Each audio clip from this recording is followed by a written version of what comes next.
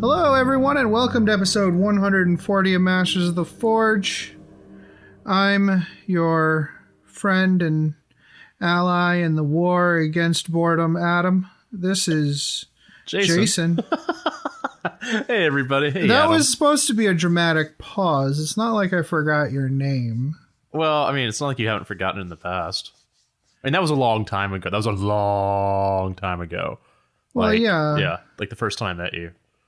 Yeah. Yeah, it takes me a while. Well, here's the thing. I need to make sure that the person is going to stick around in order for me to make space in my mind for their name. There's not a lot of room left in there. I have to clear someone else's name out to make room for a new person's name. So, I don't want to be rude. Well, sorry, Skip. Oh. Who? I haven't even seen that guy. He's going to hate me for that one. Okay. So how's your quarantine going, Jason? Are you losing what remains of your fragile mind? Yeah, I think it's I'm ready for the semester to be over because the upper admin has said, "Hey, be good to your students, don't go through and give them so much work." Cool, man. I can do that. And while you're at it, redesign all this. I mean, it's Yeah, they're like, don't overstress your students, but we're gonna overstress you also you. have to. We're gonna have to give you a bunch of work. Yeah. So, we'll talk about my hobby progress in a minute. But yeah, my hobby progress wasn't as much as I would liked. We're doing pretty good over here. Yeah. I love this. Yeah. I wish a lot of work is being dumped on people who aren't me. Oh, yeah.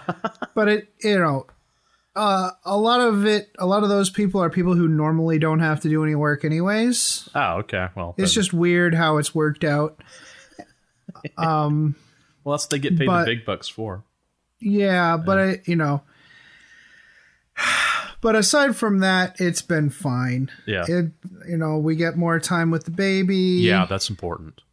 With each other. Yeah, that's important too. We just are, indoors most of the time, but we've been getting out and walking, and that's really important too, because embolisms, everybody, you need to get out there. Yeah. And do some walking because embolisms are a thing. It's very dangerous. Yeah. There have been MMO players who have died in coffee shops because they just sat there for hours and hours and then just died of a blood clot. Yeah. So just be careful out there with yourselves, with your bad selves. Yeah, I've been I've been working out. I've got home gym stuff at home, so I can actually do stuff. That's nice. Yeah. Yeah. Right? It's stuff I collected over the years and, because I've moved a lot, which I'm tired of doing that, but we're not going to that. So shall we bounce into hobby progress? Because your hobby progress is on one hand beautiful and on the other hand obnoxious. Huh. So I've been reading stuff, I've been painting stuff, I've been building stuff, I've been blah blah blah. Yeah, you've got lots of stuff, man. So I painted the red gobbo in my army colors. Yeah. I thought about converting his hand that's holding up the Christmas twig, but I just left it there. I'd leave it. Yeah. Yeah. He's got a Christmas twig. That's fine. I'm not even sure what I'm going to use him for. It was just fun to paint him. And that kind of continues my whole stream of just kind of cleansing the palette and clearing random stuff off my hobby desk. I've got an idea for the red gobbo with the Christmas twig, like a narrative idea. So he can use the twig, like maybe if you quote unquote sacrifice the twig, maybe remove him from the field, you get to bring on did we do a Santa orc? Santa Claus, KLAWZ. Yeah. I feel like that should be a thing that we do for Christmas. Okay, let's do it. Yeah, man. That sounds like a delightful idea. He's on the board, and if you take him off, for a command point, you take him off, and on comes Santa Claus. I love it. Oh, God. I love it. That sounds wonderful. See, I'm good for bad ideas. I mean, good idea. Good idea. Yeah. Okay. Sorry. That was. Yeah. Okay. Sorry. Go ahead. So I also painted my fourth Weird Boy. Certainly you can't use 4 Weird Boys in matched play, but whatever. It's the Weird Knob Shaman model from Age of Sigmar. A lot of people use that for their Weird Boy these days. It's a great model. Oh, yeah. It's a beautiful model. He's got big plume of smoke coming out of his hand. I painted all like super bright green. It was a lot of fun. I love that model. Also in my army's colors for his robes and stuff. I did 65 Saurus Warriors.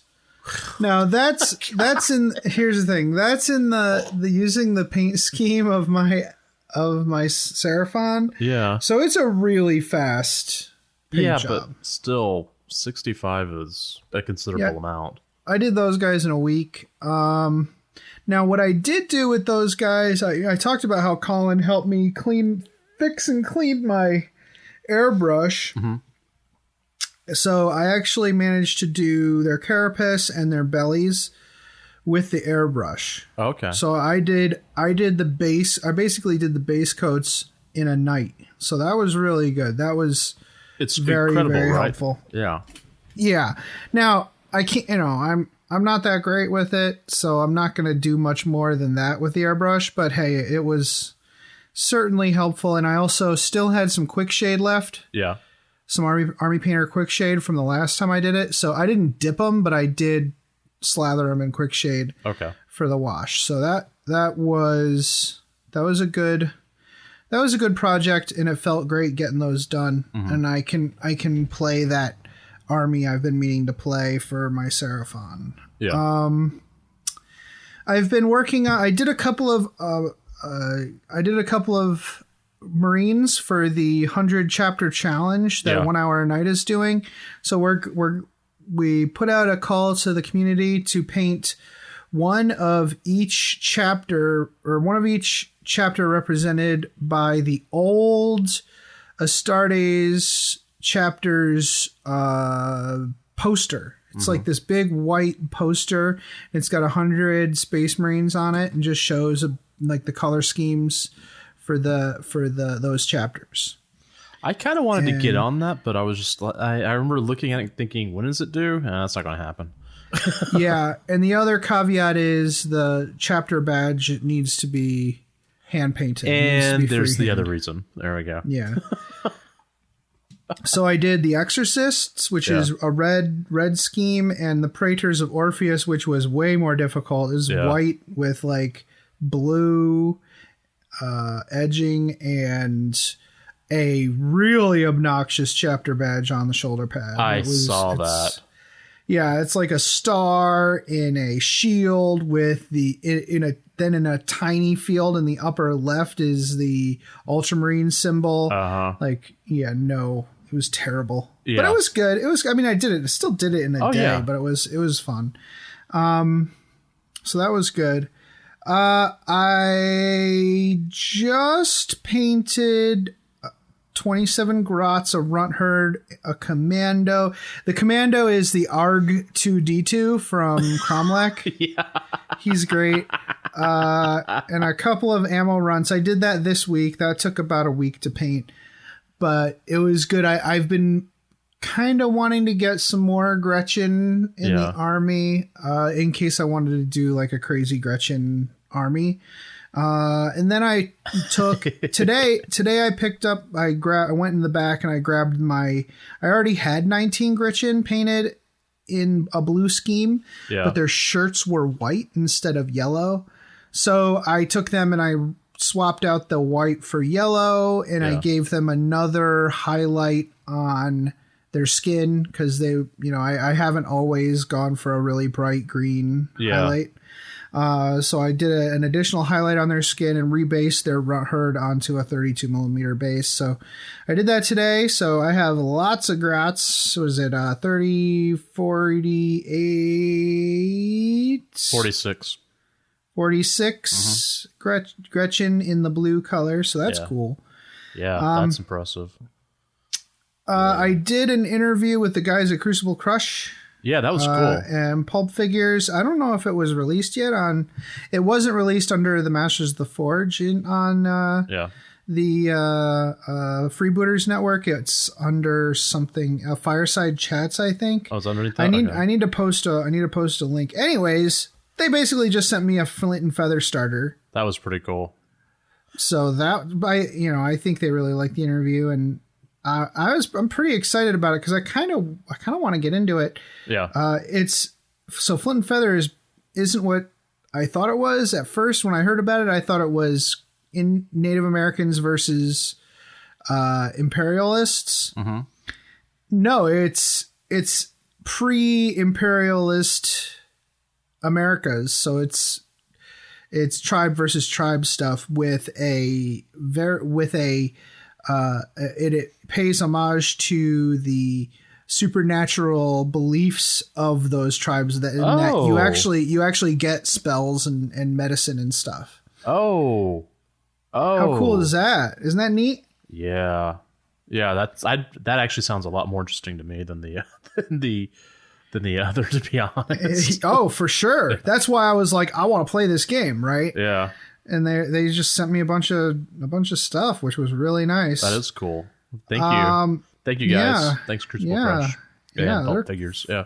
Yeah, they're freaking rad. And their stuff is really rad. You guys should check it out. Yeah. There is some really fun stuff over there. Oh, and they're going to be doing a fundraiser for the Red Cross. They're getting together with a bunch of other sculptors and doing a bunch of like the Bob, he did I think a Vietnam War or Korean War. I think it's medic. Korean War. Yeah. Medic, nurse person for that. And so they're going to be doing that. That's cool. So if you buy the miniature, like the proceeds go to the Red Cross, which is awesome. Yeah, that is awesome. Congratulations to those guys. Yeah. Yeah. I just wanted to talk about my favorite brush that I was talking about last time. Yeah. It's actually starting to go. It's starting to fray out. A couple things happened. So the first thing that happened is it started to...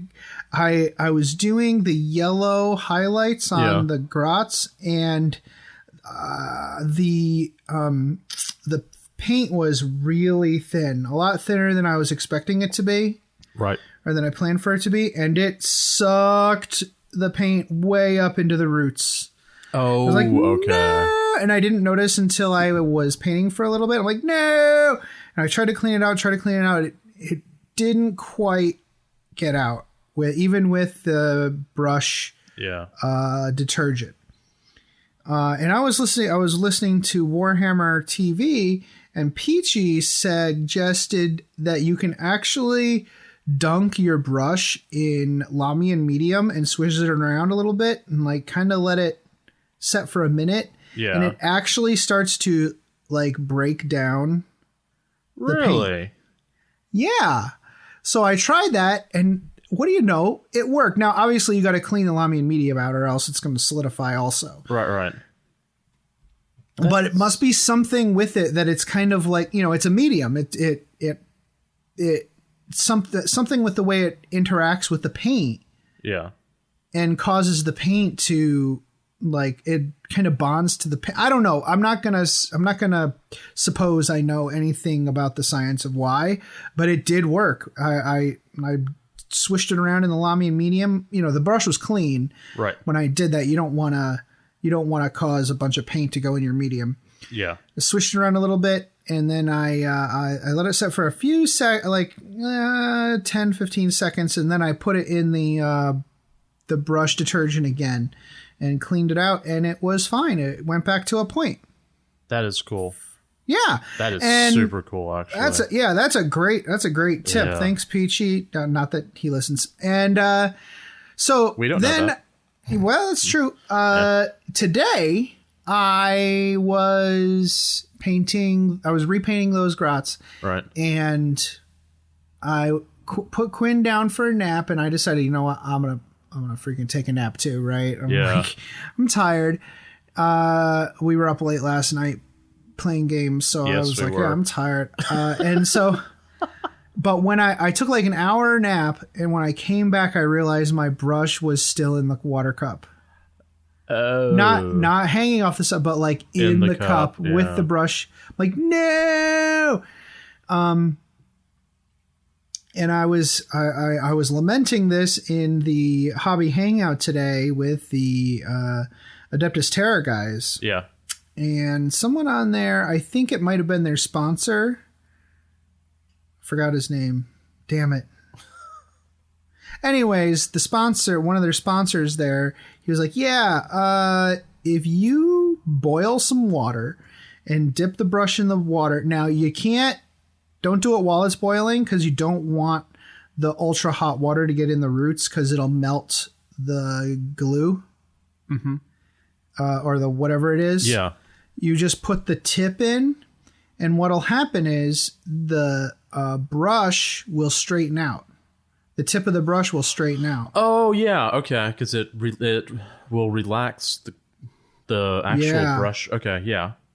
And that worked. But now, instead of boiling it on the stove, I put a little dish and microwaved it for 2 minutes. Yeah. And then, and then while it was still in there without touching the glass, I put the brush in and it straightened right out. I'm like, this is the best. That is what great tips. They're super great tips. Very excited.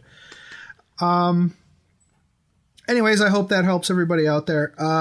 So for reading, I read The Way Out. And by read, I mean listen to, because it's an audio drama, which I bought after hearing like a preview of it during one of the tournaments that they were streaming at one point. And I think I listened to that too a couple of months ago, right? It's so good. Yeah, that one was good. Yeah. I love the tech priest, Suma. Because she hums to the machine when she's really sarcastic. Yeah. It's the best.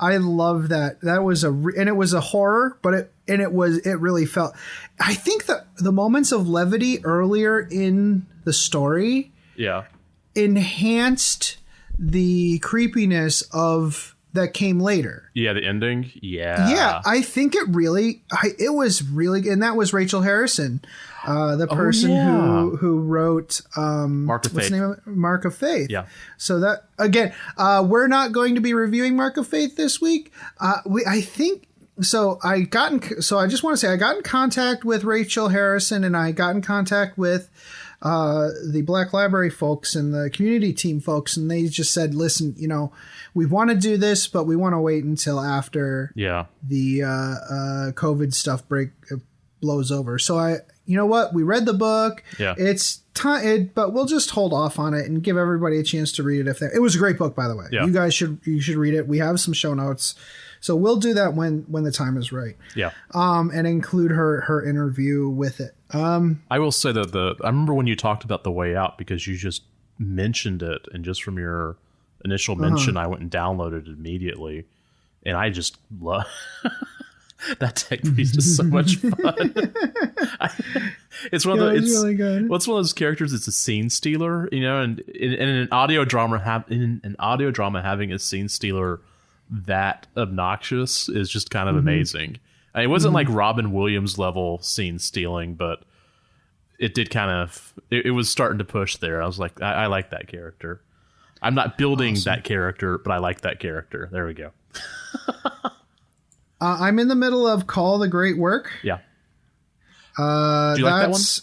Yeah, I'm really liking it so far. It has one of the characters from previous novels that there's like the Ultramarine. I forget his name, but he is in one of the other novels from the modern era. He's a Primaris, and he's now a captain of the what was it? I forget the name of the chapter, but it's an Ultramarine successor. He's a captain, and they're pretty cool. And I'm really enjoying the exposition, and it's no secret that the Emperor makes an appearance and stuff. So there's a lot of history explained in that book because Call has been around forever. So it's really cool. And it's really timey-wimey. So if you don't like timey-wimey stuff in your stories, you could probably skip it. Or, I'm listening to it on Audible, so it's not as much of a commitment as actually sitting down and reading. Yeah. So if you don't like, when the author messes with time and sends you back and forth, I wouldn't read that one. It is Guy Haley though, and he does a pretty good job. I mean, this is for the audience, that he does a pretty good job most of the time playing. God, did I just use that twice? Okay, most of his stuff when he's working with time does work pretty well. Mm-hmm. I think his first novel, Baneblade, or I think that's the first novel that I read was Baneblade, and it had a really cool time component. And so I always kind of look for, all right, is he going to use a time component this time or not? Yeah. So, but yeah. Yep. He wrote the 2 Dark Imperium books. Yeah. And I think that the character is the same. It's the same main character in that one. I need to go back and I read Dark Imperium, and I read what was the next one that was after that? And I've read the Call book. I haven't read all the new timeline stuff just because I haven't had a chance. But yeah. I really liked this book, The Great Work. I need to go back, and if we're going to review it, I need to reread it, but I did like it. So cool. But that's my progress. I've got not a lot left. I have two Warcry warbands to paint. I have a squad of 3 Imperial Knights for Mechanicus to paint. Oh, so they need to be built. I've got the Tech Priest Grombrindal, and I have a Gazi, the old Gazgul, and I have the entirety of the what do you call it? The Blackstone Fortress set. Yeah. Which you can actually play on Tabletop Simulator, but I want to paint the models. Yeah. And that's about it. I have a few odds and ends after that, but that's the bulk of it. I know some people I can contact about getting some 2nd edition Garrots for you. Yeah. Yeah, okay. Well, yeah. There's one thing you missed, young man. What? Who was featured on the community page for Games Workshop again? Oh, you know what? I forgot about that. I had people asking me about it. Is that Adam's stuff? And I was like, yeah. Is that all of it? No. Don't be ridiculous. I didn't see Sister B on there. I'm not real happy about that. She's on there. She's just very small in the group picture. That's true. There are some things missing. They Voltork? did ask. Yeah, they asked us not to. Well, they asked me not to put anything that is tied to another IP. Yeah. So the Voltork, no. Orctimus Prime, no. That stuff. Or third party. So all my third party models aren't included. Oh, that means okay. So that means the Stampa isn't included, Yeah. and the bus isn't there. Yeah. So there's a few things that aren't included, but there's enough. And you didn't have you didn't have the stage either, the Barbie stage. No, the Playmobil stage, Yeah. no. So a lot of stuff got left out, but not. I mean, it's still the majority of it. And there's one other thing that got left out that I was. I'm hoping that you can go through and submit the dorks. Yep, those are a separate thing. I was going to ask him if he wanted me to do another article. Well, or I could just do it, and if he doesn't want it, I'll just put it somewhere else. Yeah, put the dorks up, because the dorks are, that's about as. I'm not sure how much more narrative you can get than the dorks. Yeah, they're pretty great. I love those guys. But everybody's been really nice. I appreciate the feedback. There are a few guys on the actual Facebook page who are trying to.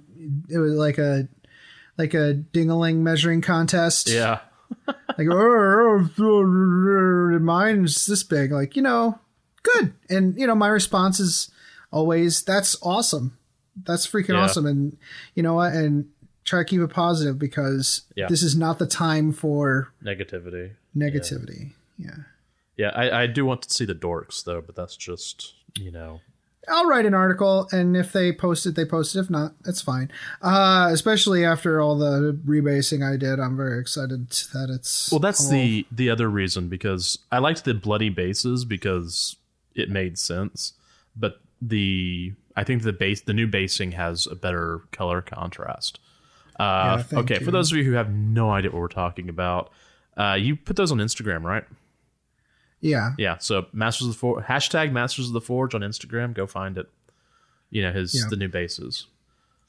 All right. That is enough of my hobby progress. You got a lot though. I'm impressed. There's a lot of good stuff there. A lot of good stuff going on. What have you been up to, Jason? Okay, so my hobby progress is not as impressive. It's a very busy time for you, dude. Yeah, every April is just kind of a, talk to me when May starts. I'll be back in a month, and even now it's still pretty crazy. But I had a lovely little dental procedure because I broke a tooth, and I broke it bad enough that the dentist looked at it and went, "Wow." So we had to take care of that, which meant there was a few days where I really couldn't do much because I was just really in quite a bit of pain. I also have my neighbors. They're home, of course, and they've got 3 kids. They've got 3 boys, all in the ages of 5 and 10. And they've decided that at night, at 9 o'clock, they just lock them in their room and they go to the other side of the apartment and go to sleep. Well, their room is by the room I sleep in, so I don't get to sleep because they're up till 3:30 or 4 in the morning. And of course, work. I also got a couple of cool work projects going on right now, including, and this is kind of fun, I guess I'm creating a podcast for my university where I teach. And I actually have my Masters of the Forge work in my resume, in my CV, and no one had seen that. And so they're saying, well, do you think you could pull off a podcast? And I, texted back, I've been doing a 2 to 3 hour podcast every 2 to 3 weeks for the past 5 years. Yeah, I think I'm good. Yeah, I'm good. I'm good. It's not going to be a problem. They're like, wait, what? What is this about? I said, it's about gaming, and that's all I'm going to tell you. This is what I do to get away from you. So, but anyway, so don't at me. Don't at me. Yeah. So anyways, I've got that project going on. I'll, if you're friends with me on Facebook, I'll share some of that stuff in the future. So yeah, I didn't get much hobby, but even with not having a whole lot of hobby, I started looking through like what I was doing, and I still had some hobbies. So let's chat about that. So a couple of years ago, whenever I moved into my new place, that was whenever they were doing all those really cool Kill Team boxes that were like, $60 a box, and it was like full of terrain and like an army, or it was just terrain. And so I bought a few of them because it was pretty easy to hobby and put together because I didn't have a painting space, but I could build stuff. And what I didn't realize is just how much of it I had. Yeah. Because I was like, I'd build a box in like a day or two, and then the next day I'd go pick up another one. The next thing I know, I don't know how much terrain I have. I went from no terrain at all to a lot. So what I did was I had a whole bunch of stuff left over that I hadn't finished yet. And so I started building like obnoxious sized like pipes and tunnels and other stuff. And I think I posted a picture or two to Facebook. And so I kind of did some painting on that, like priming and whatnot. And then I kind of realized that, I've got this Zone Mortalis board, and I don't have it set up very often because it is large. But I set up in my office just so I could kind of take a stock of what terrain needs to be added to it to make it more interesting. Right. So then I can kind of prioritize and organize and like know what I've got. How can I use this stuff? So that's kind of my project over the next month or two. So let's see, like cool objectives and stuff. Yeah. Did you get any doors with it? Yeah, Okay, I got the doors, the original resin doors. I haven't painted those yet because I don't know why I haven't painted them. I mean, I just have no idea. They're still in the bag. So I think, and I just looked at the bag like 10 minutes before we started, so I know where it is. So that'll get done, but I guess I need to do that soon. I'll get there. All right, so continuing from last week, y'all remember the Land Raider Achilles, where I was trying to decide whether it was going to be for the Blood Ravens or the Thousand Sons or whoever. I went ahead and bit the bullet and decided to send the Blood Ravens. Yay! Yeah, and one of the things about I did most of my painting. Like the majority of my time in the hobby, I painted with a brush, but the last year or two, I've been really doing a lot of airbrush, and like I'm able to really do some stuff now that I can actually go back and replicate my old scheme pretty well. Mm-hmm. Like, you can still sit there and go, yeah, you did this later because you're better. Not as other stuff sucks, but this is a lot better. And so that's kind of nice because I airbrushed, red on it and then the bone. And as I was looking, I was like, wow, this is like really nice. Who the hell did this? So anyways, that's going into the Blood Ravens. Let's talk about some orcs. My favorite part of your notes. Oh, you're gonna love this because it looks like you bought three of the starter set. Yeah. Well, because I ended up buying 2, and I was talking to a friend of mine who said, well, the squadrons work better in groups of 3, and I was like, They really do, especially with the new Psychic Awakening orc book. Yeah, so I went and bought a 3rd one. Yay! So here's the part where I kind of channeled you quite a bit. I built 3 of the custom Boosta Blastas. Yeah. You know how you're supposed to... I think you had told me one time, build the first one like the instructions, and then the rest of it just kind of ignore them. Yeah. I didn't pull off the first one. Because I built it, and I hadn't built it just properly, and so the top wouldn't actually connect to the rest of the body. And so I was like, fine, I'll just take it off. And then I started... There you go. So I built it like that, and then I started looking, I was like, well, wait a minute, hold on. And I've been watching a couple of the car restoration shows on Netflix. Like, I think one's called Rust to Riches, where they try and like trade up. And so they cut these dragsters apart, these hot rods apart, and start jamming stuff around. And I thought, you know what? Let me start doing that. And so I took parts, cut them apart, jammed them in other ways, and glued them down. And I was actually really happy with how they came out. Mm-hmm. They all kind of look like each other because there's only so many ways you can build that kit. Yeah, they're very specific. Yeah, and so that was the how can I go through and change this? How can I make this do that? And plus, I wanted to make sure and jam on like some Necron bits and some Admech bits and. Did I put any Dark Angels bits on that? I'm trying to remember. Anyways, but it was my usual like, okay, that's the instructions. I'll figure it out. So I was pretty happy about those. I'm working on the Dragstas now. I've got one built according to the instructions. The next 2, I'm trying to figure out how I'm going to ignore the instructions, if that makes sense. The cool thing is like the details inside those cockpits are so amazing. Yeah. Like there's nothing wrong with leaving it a little exposed just so people can see those details. Well, there was one thing like on the Boosta Blasta, there's a grot who's got a wrench, and he's working on this on something. And I thought, I don't want to put him in there because he's going to be hard to paint. I'm not going to be able to get that detail. And then I had this like Necron bit, a couple of them. So I jammed that on there, and I put a Necron head because, everybody needs a friend, right? And I basically put it on the engine as like, kind of like the Necron grot the Grotron that's going to fix it. Mm-hmm.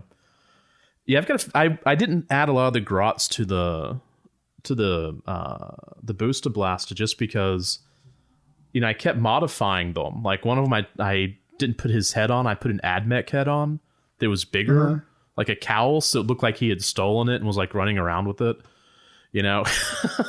Because that's adorable. Well, that's what grots are for. You if they're not doing something entertaining, then I mean, they're basically nurglings, but grots. So yeah, they need a little character. Yeah, they do. So, anyways, working on the dragstas, we'll figure that out. So here we go.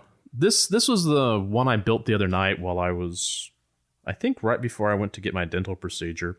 I built a Smash Captain. Now, I know that there are people out there who are tired of the Smash Captain because he is pretty tough. But he's rad. Yeah, he is rad. So I decided I was going to go ahead and build one because if I build it, GW will nerf it. So, True. You guys are welcome. It's a fact. Yeah. He is for the Blood Ravens. He's built, he's primed. I used a lot of Death Watch bits, and I had some Sanguinary Guard bits. So he actually looks really cool. I'm really happy with him. I hope they don't nerf it too quick because I would like to run a few games with him because he is kind of... He's a decent kit bash. Like, I looked at him and went, wow, I actually like this guy. Looks cool. So, all right, let's see. Next thing. So I've got this Leviathan, what is it? The big dreadnought that's from 30k and now has 40k rules. And I have it painted as Death Guard, but it's only color blocked. It's the green and the kind of dirty white.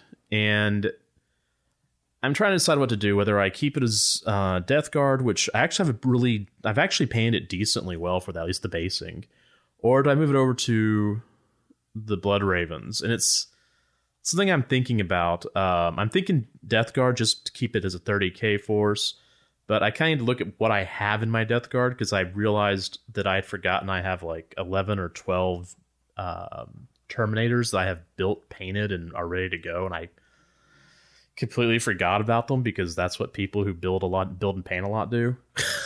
Mm-hmm. So, because I was going to create a Death Guard Zone Mortalis force, and then I started looking at and realized, wait, I think I might already have it. And I just forgot I did it. So, yeah. Well, I think they're really well suited for that kind of combat. Yeah.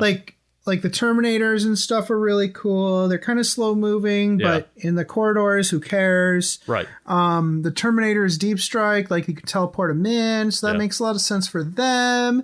And also, just narrative wise, you can come up with a lot of reasons for Death Guard to be in a Zone Mortalis. Yeah. So I think it's a great choice. Yeah. I mean, these are 30k, but I could use them easily in 40k as a... Oh, that's true. As a renegade force, I guess. Or I could run the Space Marines and just say, here, this is what they are. So, I'm not too familiar with how they are in 30k. So, resilient. But, I mean, they're not as resilient as Death Guard in at 40k, but I just really like the paint scheme because they're kind of their paint scheme was always this kind of green and white, almost like unpainted, but they don't care about cleaning their armor. And so it's a chance to really, go kind of wild with the weathering and whatnot, which is one of the reasons why I kind of want to keep the Leviathan as Death Guard, just because I know I put chipping medium down, and I haven't gone through and done the scrubbing on it to push the paint around yet. So well, I think it'll be cool, and having a Dreadnought for Zone Mortalis is cool too. Yeah, and I actually have a Contemptor Dread for the Death Guard. It's actually one of the Forge World, the Forge World model, just so I can use that. So yeah. All right. Well, I just need to take stock of my Death Guard and kind of go from there. No reading from me, like I said. It's been a week. Yeah. So let's talk about games. You can't spend more time at your computer if you've spent all that time at your computer. It's not great. It's not good for you. Yeah. I mean, that's the reason I got into 40k was because I spent so much time at my computer that I was like, I gotta go get away from my computer, and so that's when I picked up 40k, to be honest. Yeah. All right. Games played. Yeah. So I played a Titanicus game with Josh from the IC's Paradigm. Yeah. Josh. He's really into, sorry, listeners, I just kind of moved my chair around a little bit. He's really into a lot of the third-party games over at the ICs. Yeah. And he knows he has a beautiful Titanicus maniple that he's got put together.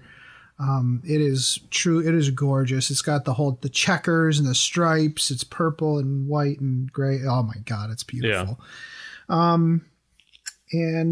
So we played a quick 1,000-point game of Titanicus, and that was a lot of fun on Tabletop Simulator, obviously. That really lends itself to, sorry. Oh my God, sorry. Sorry, everyone. We were up late last night. Mm-hmm. So, yeah, it was a lot of fun. I had a good time with Josh, and I hope to get another game in soon. Maybe this week. Then I played 2 games of 40K with New Mike from my club.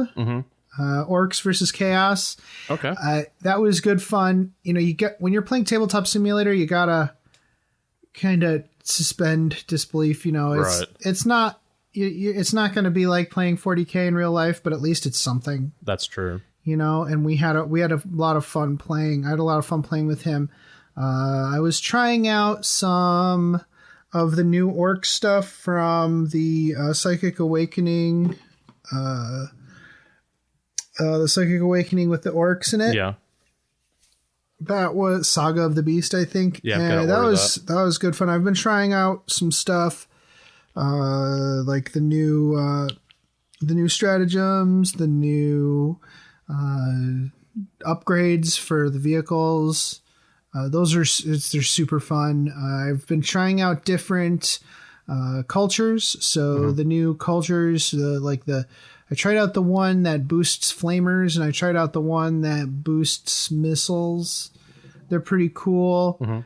Again, they're really meant for really specialist detachments like brigade detachments or whatever. You wouldn't use them for big, huge detachments. They're meant to be very specialized. Right. I enjoyed that. That was a lot of fun. I'm not sure, match play wise, how good they are. I don't really care. I like that answer. Right. I played Gloomhaven, a few missions of Gloomhaven.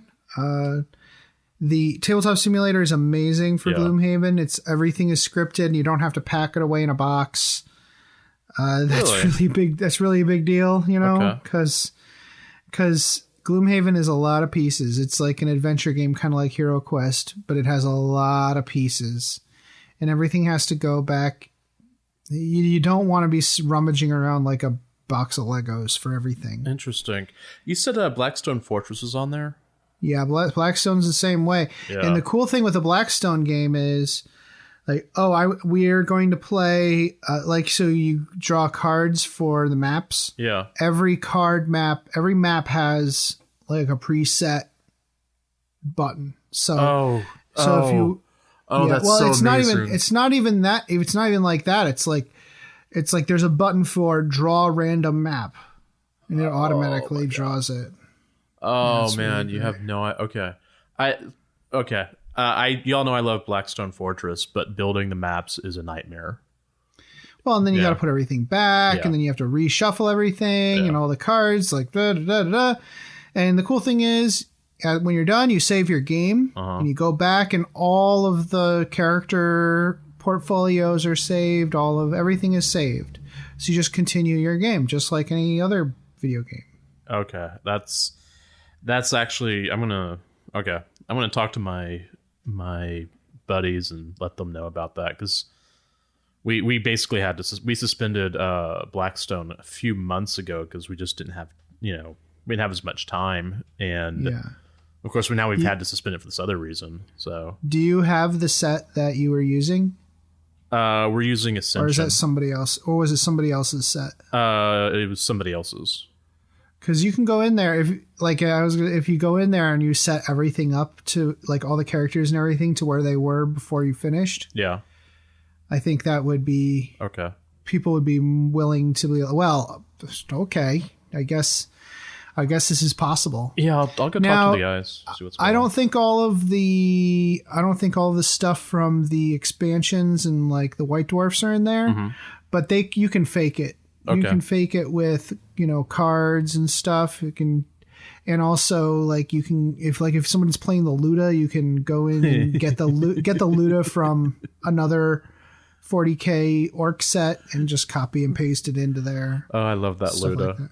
So it was such a ridiculous model, but it's just like I just remember I put it on the table and everyone just said, "It does what?" Okay, we're all standing behind it. You know, let it go, let it run.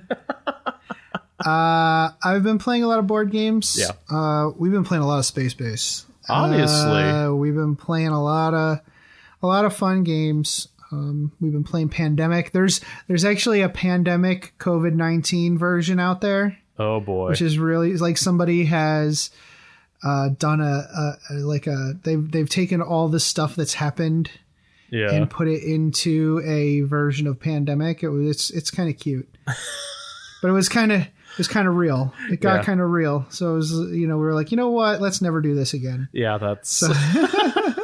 There's a certain point it's just like, no, the realism's a little too much, kids. Yeah. Okay. Cool.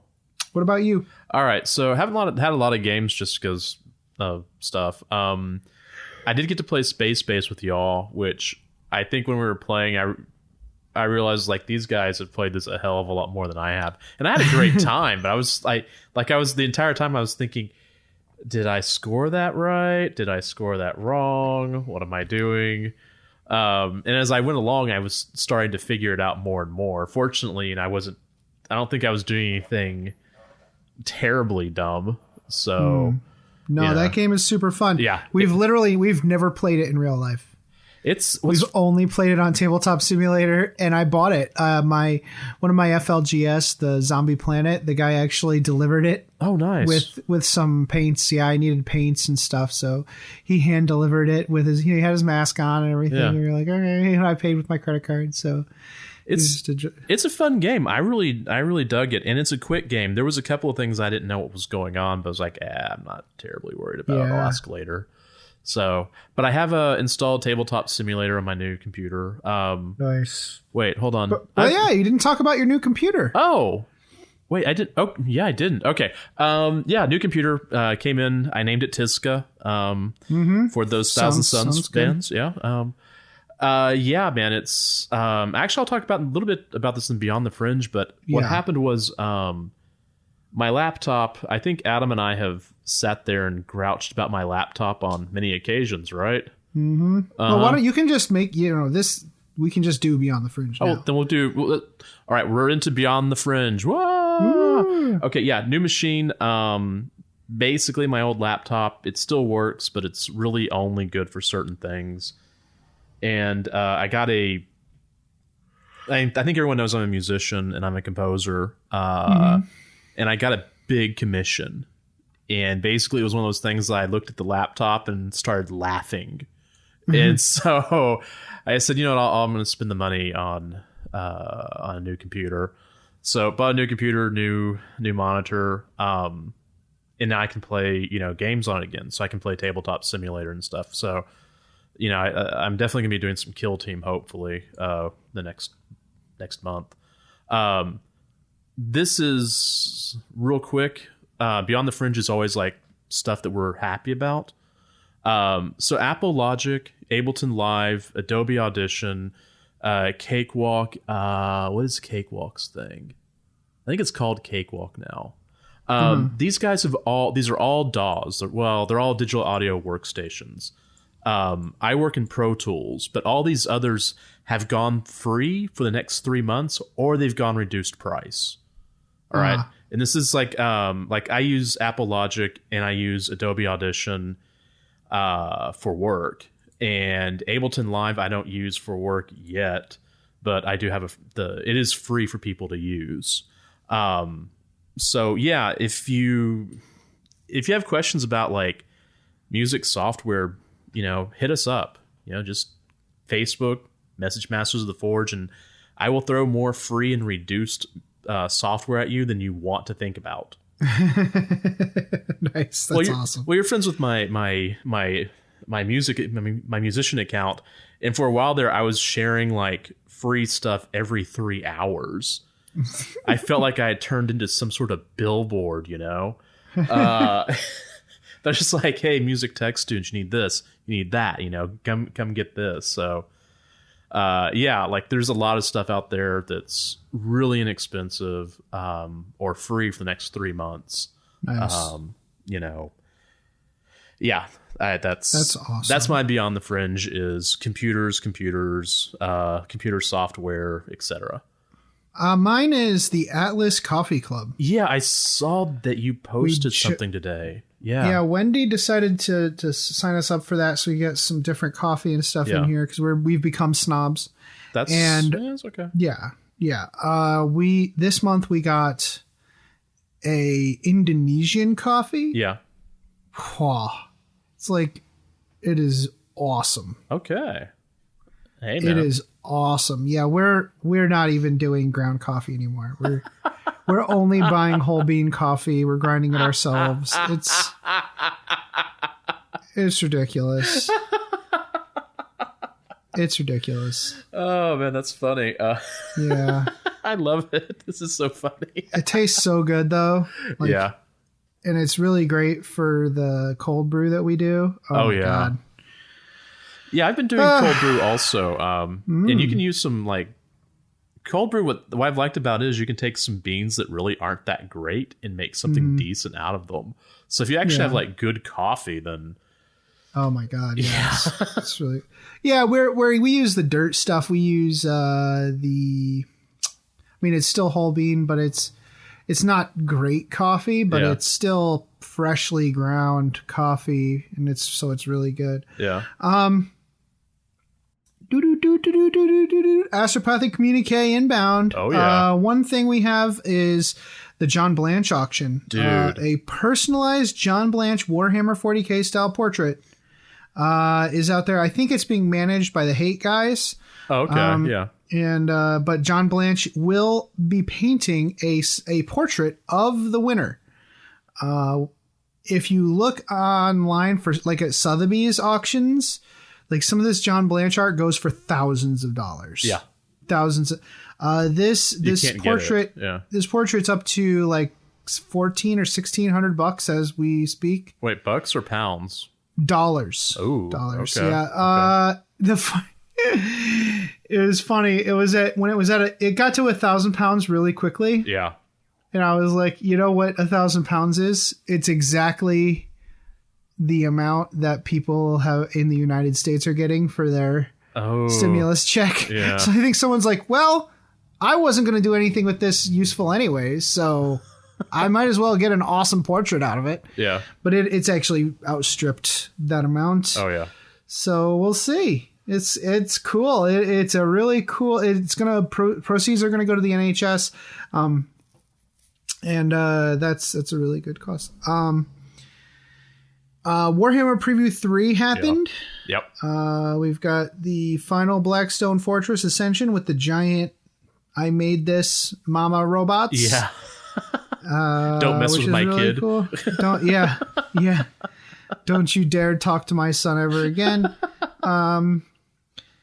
I'm looking forward to that. I'm looking forward to whatever is revealed in that, and what comes next for Warhammer Quest on the 40K side of things. I can only imagine that Warhammer Quest for Age of Sigmar should be happening again soon. Yeah. I would hope so. And I would hope that they take some of the rules and stuff from Blackstone Fortress and put it in there, because everybody I talk to says that the Blackstone Fortress rules for Warhammer Quest are superior. Oh, really? Okay. Yeah. I haven't played Quest, but Blackstone Fortress is easy. Yeah. Then we have Psychic Awakening Pariah. We have Caesaros and Draxus. Yep. Coming for that. Dude, that Caesaros model is off the chizzy. Yeah. It is unreal. And apparently he's going around the galaxy sucking the minds of psychers in the hopes of unlocking the secrets of restoring the Necron tier. Yeah. So good for him. Inquisitor Draxus of the Ordo Xenos. That is a amazing model. She's got all kinds of Xenotech. And a dragon. and a dragon, so good for her. Yeah, I was sold on the dragon. I'll be honest. Yeah, you had me at dragon. You had me at dragon. No, everything else is just gravy. That's nice. Okay. Yep. We heard some stuff from Storyforge, some great animation from them. Looking forward to that. I'm hoping that. They showed Sister. I forget. Anyways, Tariana Palos. Isn't that what's written on here? No, that's the those are the models. Okay, sorry. They're also releasing the Sister Tariana Palos from the Codex cover. Yeah. She's a great model, and Lexiconum Varus, who is a Terminator librarian. So we were supposed to get Varus as part of the Adepticon swag bag. Were we? Yep. That's okay.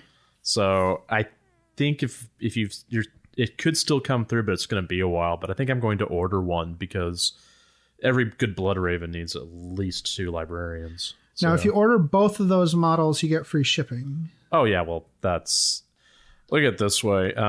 Once this all kind of blows over, GW's getting a lot of my money anyway. So, Cool. Well, actually, my friendly local game shop is getting a lot of money. Yeah. Because I want them to stay in business because I like them. I think GW the big issue here is that Blanche artwork is up to $1,600 US. Oh yeah, I can believe that. Should I bid on it and get stabbed? No, because remember it's the whole I don't want to die. So yeah, and I'm sure also it would be very irresponsible. But hey, if you've got the money, do it because it is for a good cause. Yeah. All right, dude. Well, okay. I think that's enough for our intro. This episode is a big thank you to all the healthcare workers out there who should be making at least twice as much money as they are right now. We're going to be talking about healthcare and 40K. So stick around. We'll be right back after I pee. Potty break. I need to have a potty break. I gotta pee. I've had a coffee and some water and some coffee and then some coffee again. Greetings, mofos. Are you out of George Dickel number 8, staring at a broken chess machine? Well, don't want to spend the rest of the year tied to that couch? Well, why don't you head on over to the 1 Hour a Night Facebook page and see what exciting stuff is going on there. It's a place to post all your daily progress in the hobby grind, as well as receive and give positive feedback. Also, there are usually a few interesting challenges going on. That's right. All you have to do is search for 1 Hour a Night on Facebook. That's numeral 1 Hour a Night, all one word. Blood serum tests will be administered prior to approval. Se til helvete og kom dere vekk. Det ikke bikkje, det en slags ting. Den imiterer bikkje, men det ikke det. Kom dere vekk, idioter! What he said. Hey, mofos. Are you looking for more Warhammer 40K video content? Well, the Scarred Cast posts regular battle reports as well as tactics and strategy videos. Be sure to check out all the cool hobby content for the avid tabletop wargamer. That's Scarred Cast, Skared on YouTube. Hello, everyone. The Masters of the Forge is now a proud member of the NPC, the Narrative Podcast Consortium. Our aim is to inspire your hobby through the rich lore of the 41st millennium.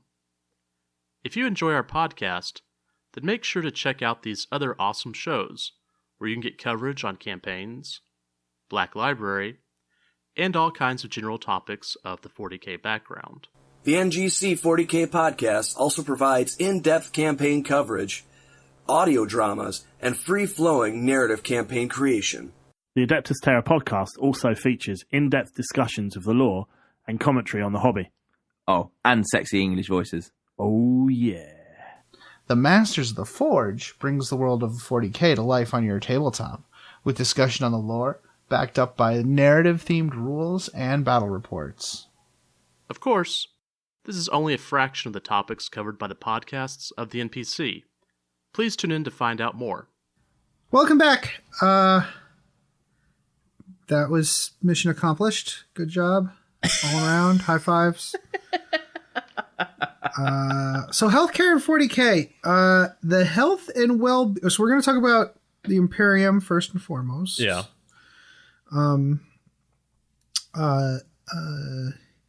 So the health and well-being of Imperial citizens is managed by the Officio Medicae, which is a subdivision of the Administratum. As such, it's subject to, the usual bureaucratic mishaps as any other officio. Unfortunately, the consequences of their bubbling can devastate entire worlds. So that's always pleasant. That's pleasant, yeah. In no way representative of, what happens when you have a ponderous and useless head of state. Anyways, it's the duty of the Officio Medicae to monitor the worlds of the Imperium for contagions and stop them from spreading. To be fair, the vastness of the Imperium and the amount of resources necessary to keep it alive make this task daunting at best. You can't monitor every single cargo container that goes out. It's just, you're never going to be 100% successful. It's not all doom and gloom. The Officio Medicae operates hospitals, clinics, and research labs throughout the galaxy. They're all responsible for the treatment of the Imperium citizens and the training of doctors and medics necessary to perform this treatment. Some of these individuals might even care about their patients. though in the end, the goal is... I just snickered at my own show notes. That's fine. No, it's good. It's good. I kill me. Yeah.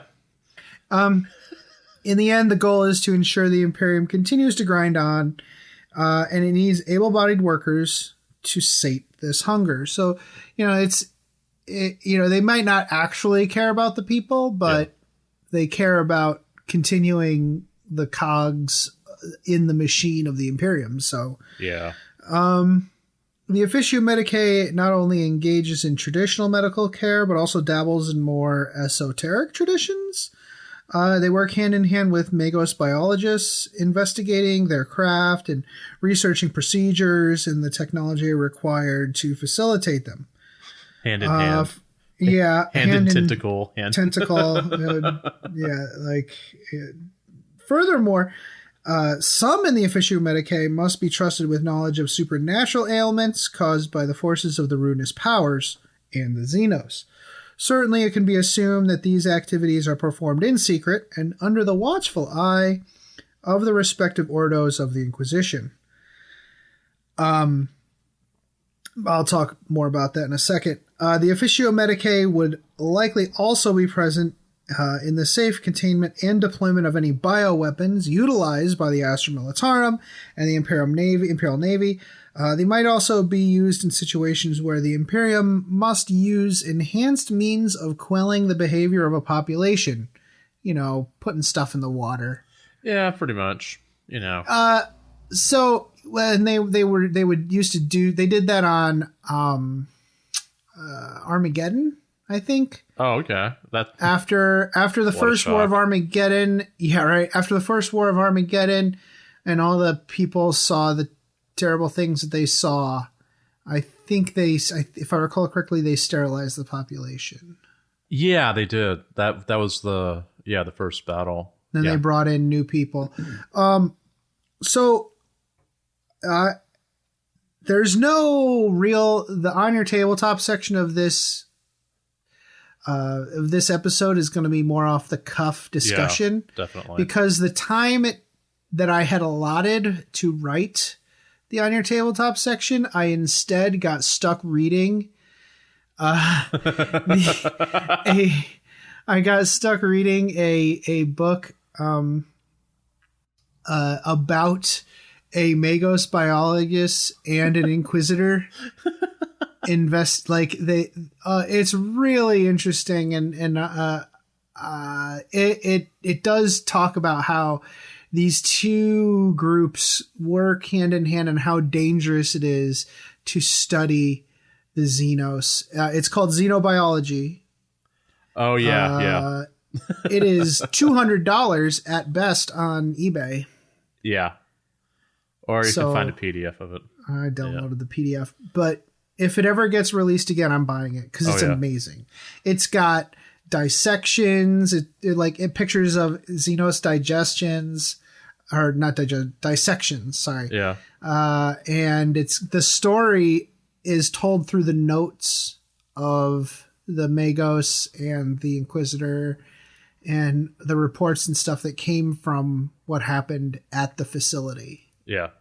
It's really cool. So I got caught up doing that, and I was up really late reading that. I have that book somewhere on my computer, a PDF of it, because I remember seeing it one time, and I picked it up, and it was like, wow, this is crazy and cool. It's really cool. Yeah, I really liked it. And if they release I recommend it, anybody we will get it. Yeah, I will buy that. Yeah. All right. Let me see. Here we go. Okay, I got to ask a real quick question. How do we pronounce that word? It looks like Chirurgeons or Chirurgeons? Chirurgeons. There we go. All right. So the Departamento Munitorium does offer training to some troops to act as both field medicae and field chirurgeons. Though many of these individuals simply pick up the skill through the strife of war. Yeah. I mean, basically, it's on the job training. Oh, you know how to set a splint? Guess what? You're a Medicaid now. Yeah, here you go. We'll put these. We're gonna put this little thing on your. Here's some drugs. Yeah.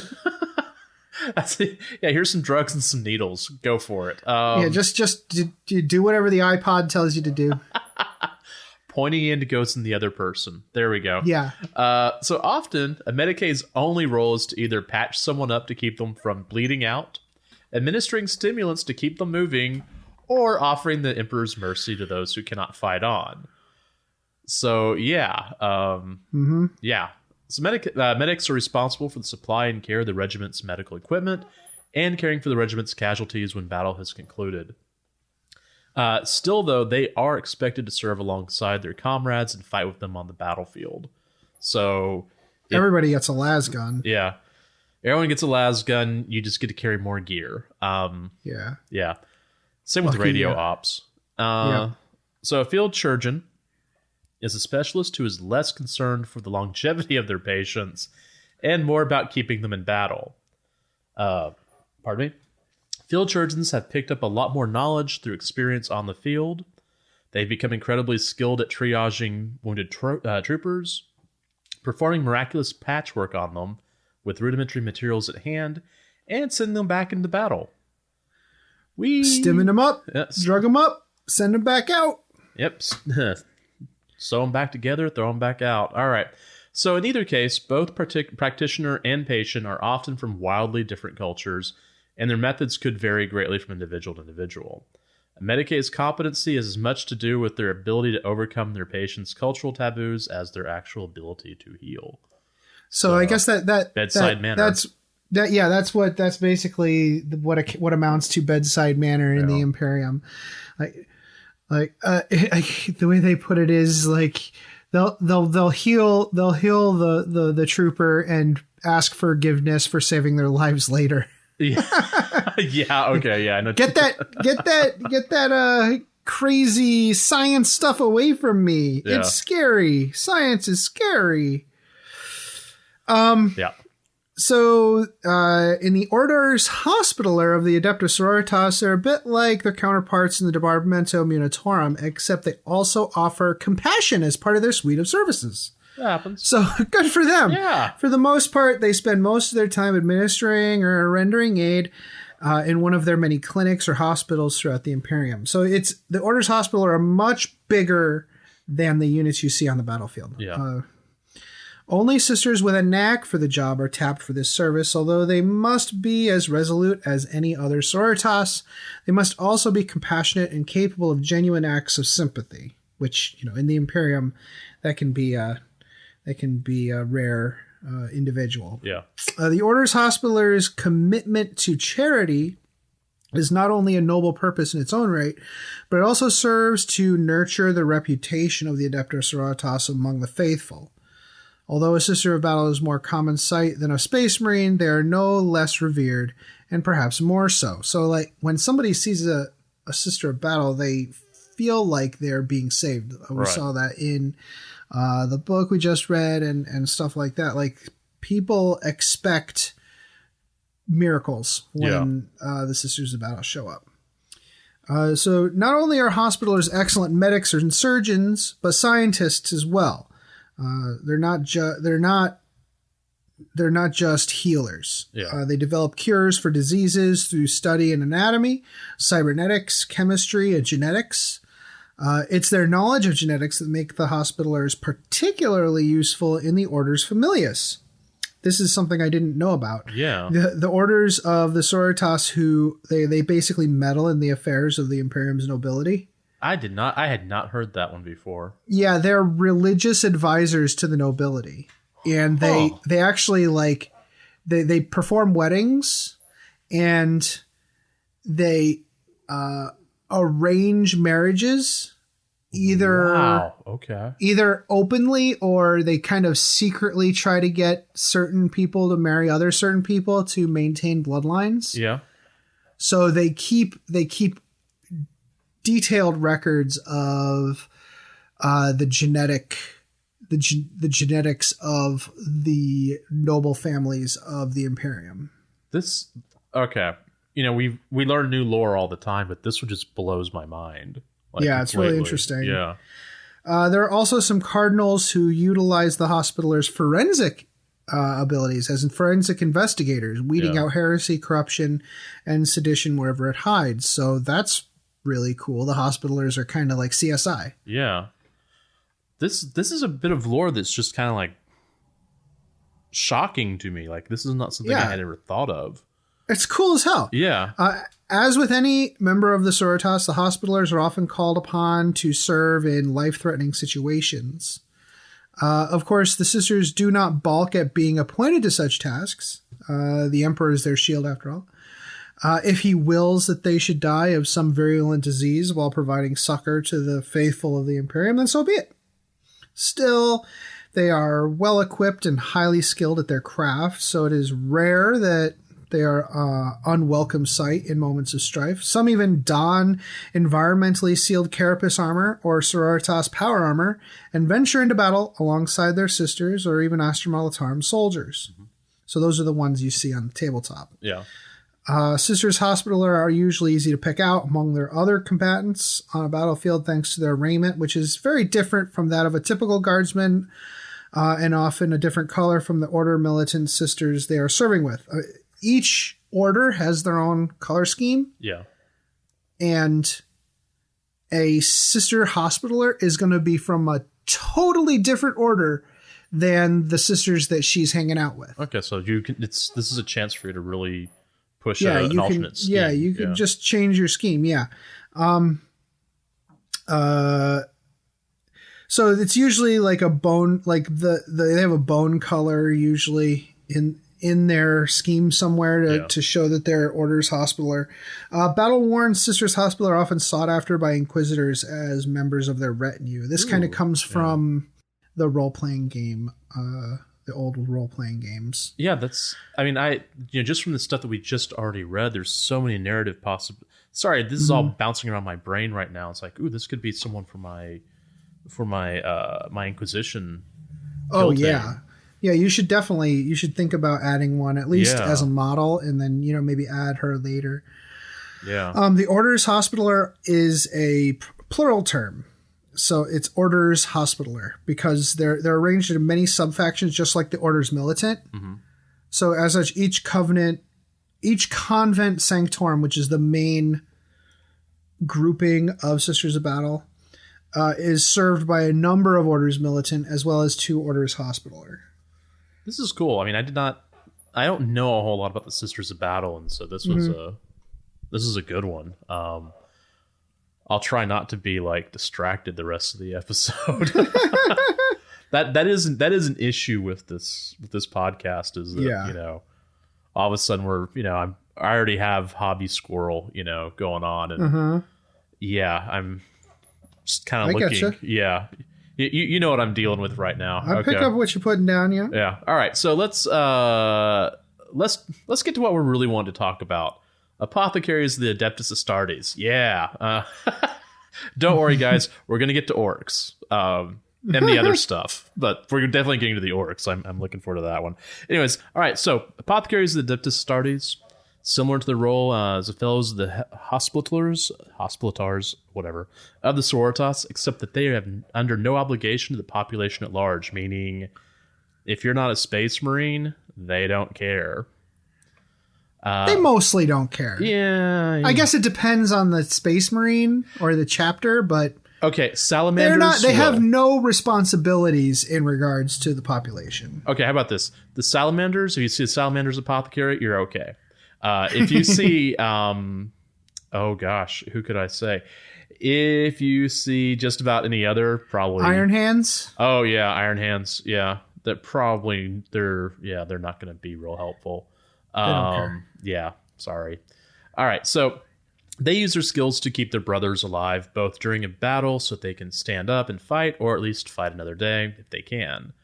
If they cannot, then the apothecary is responsible for harvesting the critically wounded Astartes progenoid gland, for the use of future generations of warriors. This is where it gets pretty interesting.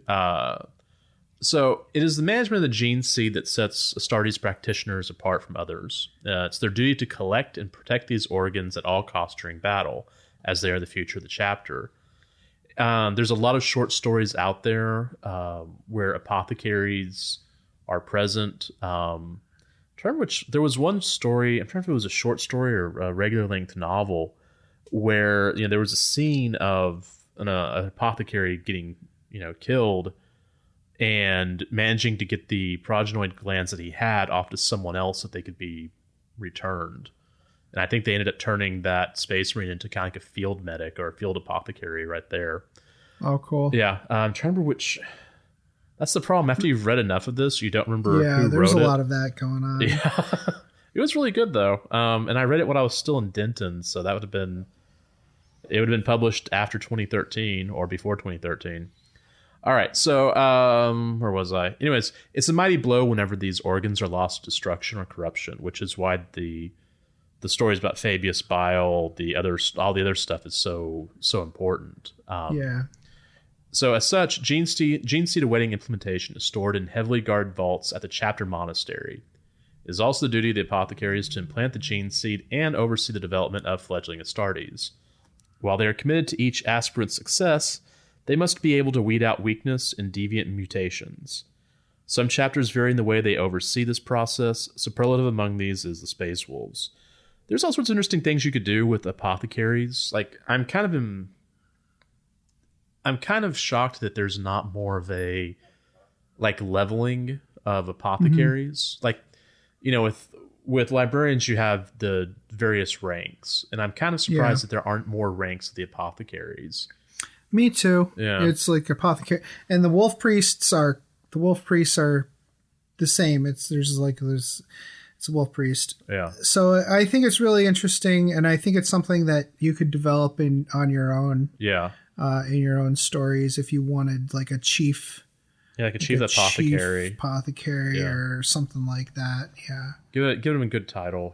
Go look at the hospitals and see what their ranks are. I love the idea that these apothecaries are also, fully involved in the development of scouts and the growing the people who are implanted, and they watch for this corruption. Yeah, it's really they're an interesting it's an interesting thing to look at. I mean, I've had apothecaries, and I have one apothecary for my Raven Guard that I absolutely adore. I think it's probably one of my best painted models. But I never really, thought about going beyond that. Anyway. So when that apothecary is working alongside other chapters, does he steal their progenoid glands? No, it's a Raven Guard one. Oh, okay. I only have one. Wait, I have a Blood Ravens apothecary on a bike because it's easier to run away with the progenoid glands you picked up.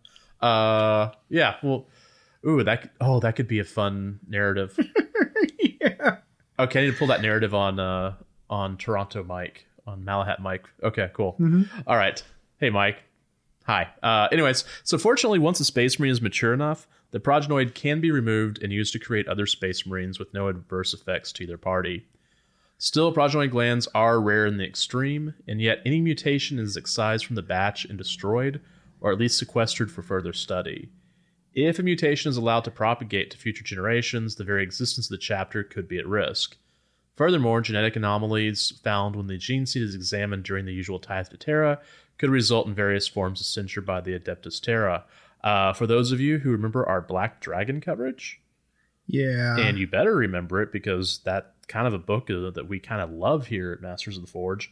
That was their whole thing, was hiding the kind of mutated gene seed. And if you let it go too far, there's no going back.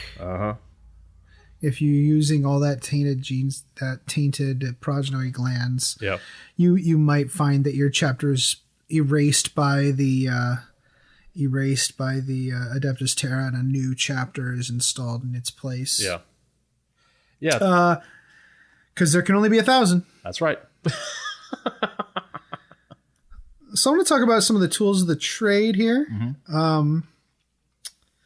First, we have a diagnosticator.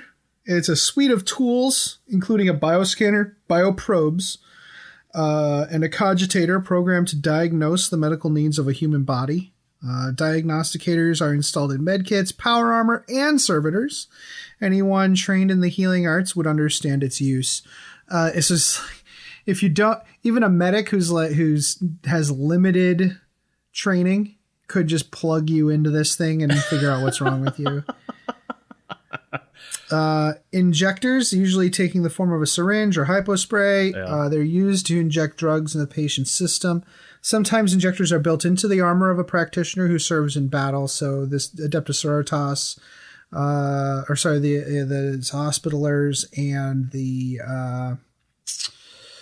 apothecaries all have injectors built into their armor. There's some art out there of, simple, like some field medics also have some cool armor depending on the status of the regiment.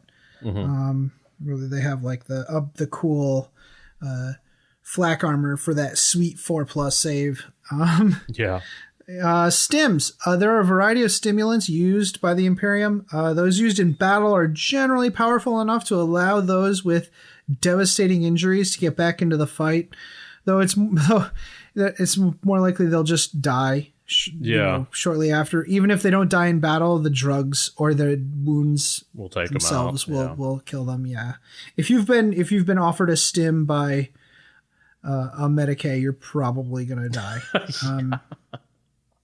Medkit. This includes your diagnosticator, chemicals, drugs, injectors, bandages, splints, field sutures. Field sutures are interesting. They come in a lot of forms. Sometimes it's just a stapler. On the Space Marine Apothecary's battle plate, their med suite is called the Nartheseum, and it's got a bunch of tools and stuff, including there's a reductor, which is what is used to remove the progenoid gland. The Carnifex, which is an interesting device with an interesting name. It's a high-speed piston built into the Nartheseum used to deliver the Emperor's mercy even to a thick-headed Astartes. Oof. Yeah. Oof. Which it's very much like the same air hammer used to euthanize livestock. Most importantly of all, we have faith in the God Emperor of mankind. Of course, in the Imperium, what more does one need than their faith to keep them going when all else fails? Right? Right. Much like the tech priests of the Adeptus Mechanicus, healers of the Imperium have their own rites and prayers that they rely on as part of their medicine. Some especially zealous groups, such as the Astra Militarum Regiment, called the Maccabean Janissaries, have been known to actually heal fallen comrades with nothing more than the laying on of hands. Whoa! So there are a few groups. I think when we talked about Faith and Fury, there was a group in that one as well. It might be the same group. I don't really recall. This is something you could roll into your games if you feel as if the psychic awakening has progressed far enough in your campaign. maybe give apothecaries some supernatural ability to heal beyond what they already have, or just the Medicae. Yeah. Yeah, that'd be real fun, actually. Okay, so onward. In the Imperium, medicine and technology go hand in hand. Useful citizens can still serve the Imperium even after grievous injury thanks to cybernetics. Few beyond the priests of Mars are blessed with more than a rudimentary arm, leg, or eye implant, and often such implants are incredibly uncomfortable. Since artificial intelligence has been banned for millennia, human brains are often wiped and used for cogitation in devices, sometimes even just pieces of brain or several brains working in concert. Like a spaceship will have a bunch of brains as a chorus of thought. Yeah, if you've read the what's those three Talon books? of Horus? No. Oh, well, yeah, that one. Yeah, that's one of them. Now, I was thinking of the 3 books that Graham McNeil wrote. The Admet books that were like released in Right. Yeah, that we read. Yeah, those. Yeah, they're the same thing there. I was thinking about like a web of brains, and that just kind of grossed me out real quick. Yep. I mean, some tech priests actually carry extra brains. They certainly call like picks personalities and brains for whatever job he's doing, for whatever mission he's going on. He's like, "Oh, I think I'm going to be a jerk during this mission. I want to pick the jerk brain." Like, really? Okay. Yeah. That's right. I remember that was in that book of. Yeah. Okay. I read that book, the Call book, a few months ago. Yeah, and I don't remember stuff immediately, but when you start bringing that back, I was like, oh yeah. Like he flips through brains like people flip through records. Like, oh, what record am I going to play today? Ooh, this is a nice one. Look, we've got the brain of Al Jorgensen. I guess we're doing ministry today. All right. So let's continue on before you and I run down another rabbit hole. All right. So although cybernetics are used to enhance human performance in some situations, tinkering with the human genome is heresy. Yeah. Okay. The human form is considered by the Imperium to be the perfect example of sentient life, and all others, beyond the creations of the Emperor himself and existing metahumans, are filth meant to be wiped from the galaxy. Of course, the genitors, or the Magos Biologus of the Adeptus Mechanicus, also have a unique view. I'm proud of you. What, that I kept going? Or that I was able to actually say Mechanicus? Yeah, so I'm celebrating by interrupting you. Oh, okay. Yay! You want to take this one, or...? No. Okay. No. Yeah, you pronounced all that wonderfully. Oh, I know. Was that because I looked at it and went, oh, man. Okay, let's see what happens. Anyways, they also have a unique view of medicine. Their primary focus, however, is research. Oh boy, yeah, that's how you get your research funding. What do you get when you cross an octopus with something or other? A monkey with 10 butts or whatever. Yeah, something like that. A sternly worded letter from the president, and your research money pulled. But sorry, that didn't work very well. I'm going to keep going. All right, so their primary focus, however, is research. As with any quest for knowledge, their path is fraught with danger, taking them to every corner of the galaxy and putting them in contact with many alien species. It's difficult sometimes for the Magos... Good, I messed that up.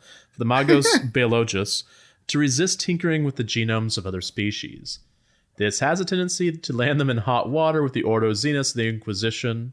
More often than not, however, the two groups work in concert to discover the secrets of the Xenos threats and exploit their weaknesses. The Magos... That's fair. Yeah, that's not... Yeah. That's a good purpose. Not tinkering with the, making super soldiers. Yeah. Don't do that. Stop it. Stop trying to make super soldiers. What could be fun is, and sorry guys, we're getting off on the narrative again. What could be fun is having like an Inquisition type kill team that does have an Adeptus Mechanicus biologist. Oh, that would be fun. Yeah. That would be a cool story. Wait a minute. I think we're doing that. Because I went through and added a whole bunch of AdMech stuff, because AdMech picks are awesome, and I went through and added them to my kill team, and then I created an Inquisitor that basically had a whole bunch of, upgrades, shall we say, for my buddy Keith to use as his Inquisitor. Okay, good. I'm glad that this is whenever I'm thinking about these things. Onward. So the Magos biologists also serve humanity by offering their services and advanced technology to the Imperium as a whole. Of course, the secrets of these gifts are not divulged, for that would upset the balance of power between Mars and Terra, but they are loyal. So the Magos biologists do not believe flesh is a weakness to be replaced with technology. Rather, they simply see biological creatures as naturally occurring machines, which can be supplemented with technology or improved with the medical arts. So, I think, did we ever talk about this? I got a whole bunch of Kroot hounds from one of my friends. Yeah. So whenever I was painting them, one of the back legs I had fallen, and I wasn't paying attention, and it fell on the ground, and I went and primed everything, and then realized that, oh wait, hold on, this one guy's missing a leg. And so later I found the still, pewter colored leg, and I decided, you know what, I'm going to put that one on there and paint that a metal color, so it looks like it's an artificial leg. Nice. Yeah. Which was really funny because, it was a complete mistake and complete me not paying attention. Mm-hmm. So, I think there's a lot of cool story ideas involving the Magos biologists. In the that part of the Mechanicus, because it interacts with so many other things. Right. So many story ideas, like going and finding out information about Tyranids or finding out information about orcs. Like, you can use the Magos biologus as a narrative excuse for any Imperial faction to be interacting with a Xenos faction. That is correct. Yeah. So speaking of that, let's start talking about some of these other factions and species. Starting off with the Tau. They're the Tau. The Ow. There's not a whole lot of information regarding the medical science of the Tau, but it's safe to assume that they would take a very technological approach to their medicine. One can imagine a variety of replacement limbs and organs for those who are well enough to continue to serve the greater good. It's likely that there are medical drones that are used to triage and treat casualties on the battlefield. They're just not used in battle. The Tau do not, however, use the flesh of their people as part of their technology in the way that the Imperium does it. In fact, it's appalling to them that the Imperium does that. Yeah. The Tau are, however, not strangers to the use of chemical warfare, even among their own people. They have been known to poison food supplies in an effort to sterilize the natural population of a world, leaving it open for Tau Va settlements. Uh-huh. Yeah. Good for them. So I feel like I should have the Dead Kennedys' Chemical Warfare as our intro music for this. Cool. Sounds good. So there's also some stuff about they do like mind wipes and stuff. They do a lot of mental shenanigans with their own people sometimes. Yeah. Also, the xenobiology book or xenology book talks about how the Tau have extremely sensitive smell. Yeah. And the ethereals give off pheromones that leave other Tau open to suggestion. Really? Which is basically how the Tau as a species stopped warring with each other. It's really interesting. So one aspect of Tau medical technology that does feature prominently in their lore is cloning. The Tau lifespan is very short, and their reach throughout the galaxy is hampered by the inability to use the warp to travel. Because of this, the Tau have put a great deal of effort into cloning the best of their people and implanting the life experiences of these individuals as clones. This is not cut and dry lore. This is this is something that is surmised from the story. It's hard to know how many Tau heroes have been copied in this way, but the likes of Shadow Sun, Farsight, and Brightsword have operated far beyond their natural years. Yeah. Way. Like, there's no explaining the fact that they still exist. Right. Without cloning. Where appropriate, some Tau leaders are replaced by holograms instead of clones. There are some ethereals who have gone. What was it? Anva, I think it was, who was assassinated, but still shows up to give speeches. Yeah. Yeah, Interesting. All right, so I'm going to do both the Eldar and Dark Eldar, so Makes sense. Adam Makes can sense. have. Well, you guys understand real quick. All right, so the Eldar are the Suryani. Nailed it. All right, let's see where I'm going to mess up. Okay. All right, so very little is known about the Eldar medicine, but then again, the Eldar are famously mysterious in most respects. Yes. Yeah. I was thinking about... anyways. We do know that there is a path of the healer that Craftworld Eldar follow to explore the positive emotions brought by helping those in need. It's not actually helping people that's important. It's experiencing the feeling of altruism and being magnanimous. Like, ooh, I want to be magnanimous today. So like anything in Eldar society, it's likely that Craftworld surgery is supported by arcane and esoteric devices and the use of the mighty Eldari psyche. To the Eldar, mind, matter, and spirit are transmutable resources, and their medicine likely harnesses these abilities.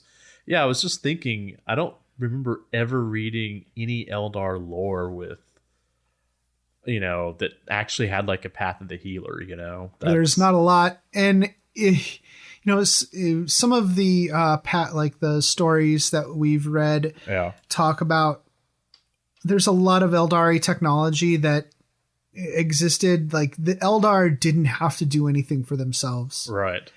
All of their technology just kind of let them live their lives however they wanted and supported them. One would assume that some of their technology almost looks like magic in this regard. Yeah. Yeah. So yeah, that's the Eldar. Let's talk about the Drukhari. And as I was sitting here thinking about this, I was thinking about there is a Path of the Homunculus book, isn't there? Although I haven't read it. I'm not sure. I'll have to go back and read. I know I have it because I picked it up, but I haven't read it. All right, so the Drukhari. Since the Drukhari, the Dark Eldar, have excised themselves from the warp, their psychic abilities have atrophied, so they are forced to use conventional medicine. However, Dark Eldar medicine is an anathema. What's sad is I know how to say anathema. I just tongue-tied. All right.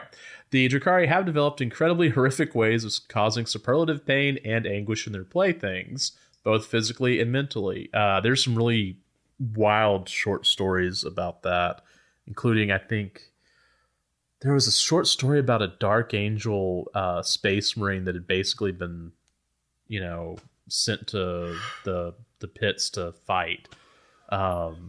Anyways, the homunculus covens also tinker with mortal physiology to not only enhance an individual's physical abilities, but also to create pain-racked monstrosities to aid them in battle.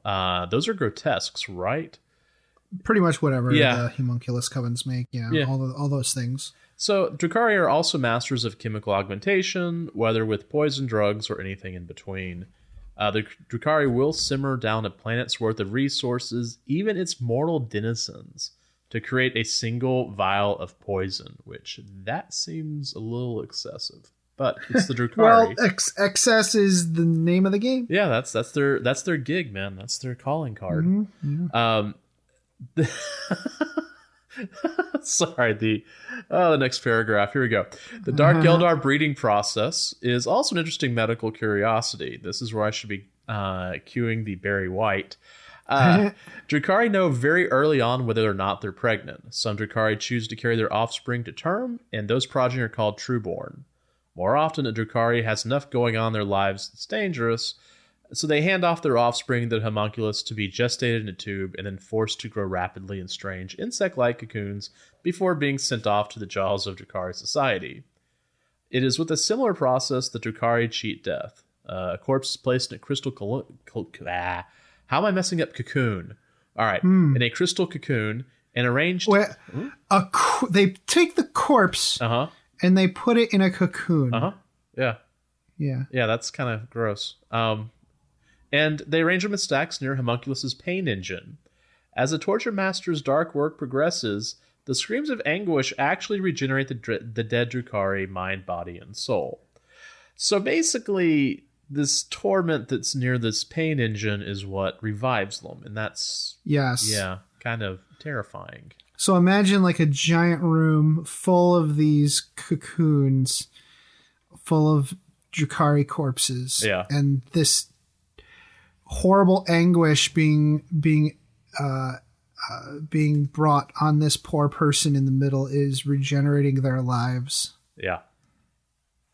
Yeah. So basically only rich people with nothing better to do than gestate a baby actually gestate their babies in Drukhari society. Yeah. Everybody else is like, nope. Well, it used to be that Trueborn had better abilities, right? They had better gear. Yeah, okay, that was what it was. That was what 6th edition, 7th. I don't remember. Yeah, I know that they used to be around, but now it's no longer a it's not a thing. So orcs. Orc medicine is a delightful pantomime of other cultures, but practiced on the incredibly resilient orc physiology. Yeah. Orcs will only, however, seek the ministrations of a med boy. Pretty much call the pain boys really only call themselves med boys. Everybody else calls them pain boys. But they are at their direst, only when they're at their direst of needs. Orcs can survive any number of calamities and keep on rolling, including direct strikes to their major organs. This is likely due to the fact that orcs lack many of the organs generally attributed to complex humanoids. Much of their internal functions, like their renal functions, are carried out by this fungal soup of symbiotic life forms. It's really that's also from xenobiology, xenology. An orc can be disemboweled and just stuff it all back inside and jump back into the fray. Sometimes, however, an orc will suffer a calamity they can't heal themselves. Generally, this involves dismemberment. Mm-hmm. Now, you could just sew your arm back on and be fine, but if your arm is destroyed or you lose it or somebody steals it, actually, you're not gonna. Yeah, that's the thing that can happen. So the only problem is that sometimes the doc will operate on the wrong body part or install hardware that was not requested.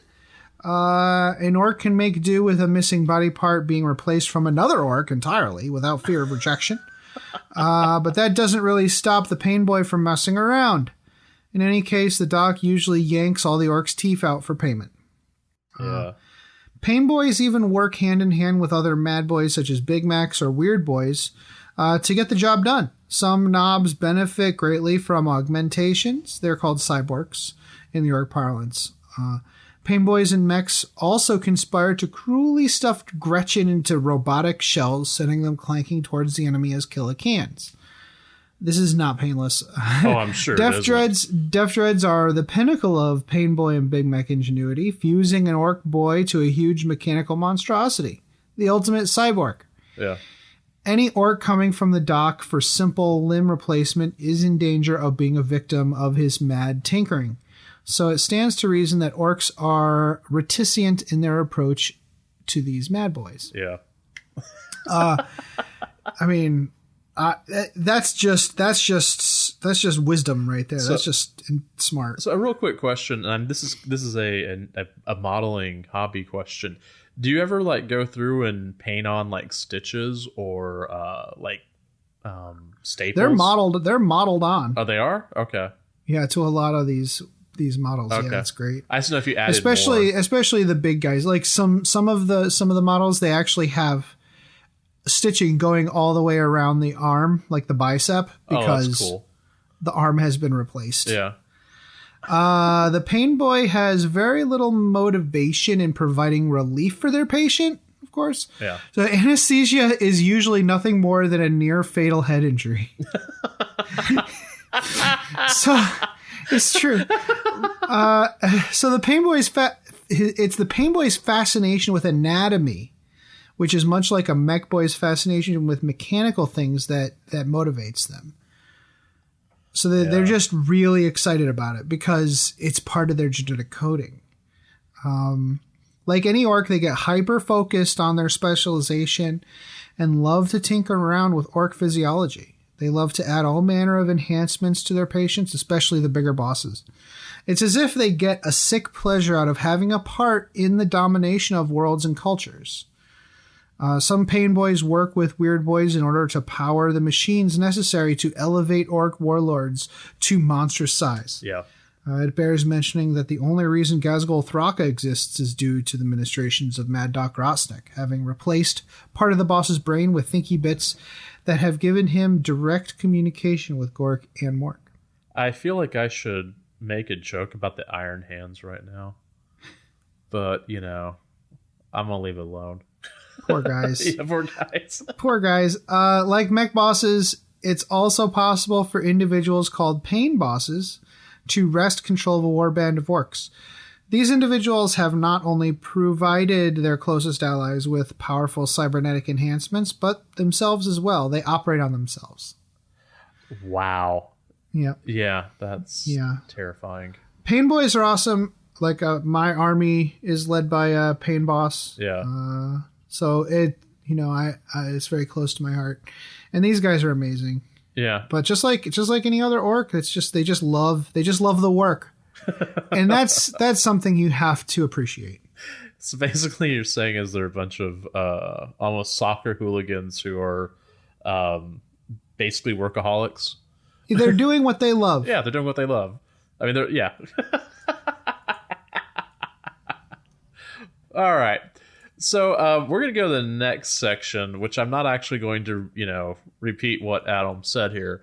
We're just going to call them the Traitor Legions or the Traitor Chapters. There we go. So the Chaos Paradigm uses medicine as a means to an end. The ruinous powers can promise mortals endless life, great strength, limitless carnal appeal. Yeah. Supreme cosmic power at a cost. Depending on the individual's patron, the nature of their enhancement and the price they pay will vary. So in Chaos factions, like anything else, medicine is used as a means to control others. So one really good example, especially those of you who are 30k people, the Butcher's Nails. Yeah, they're a neurological implant that eventually replaces an irreversible portion of the patient's central nervous system. They cause the victim to not only feel pleasure at killing, but they'll be unable to resist killing. For a person under the effects of the Butcher's Nails, murder is an irresistible drug. Sounds like a nice time. Yeah, for everybody. Hey man, it was the weekend, we didn't have anything else better to do. Yeah, that's and there's some pretty cool. There's a really cool story about why I can't remember Angron, being introduced to his legion that kind of talks a little bit about the Butcher's Nails. Yeah, he's like, oh, everybody should get the Butcher's Nails in my legion. The Emperor's like, sure, okay, sounds good. Cool. Yeah. What?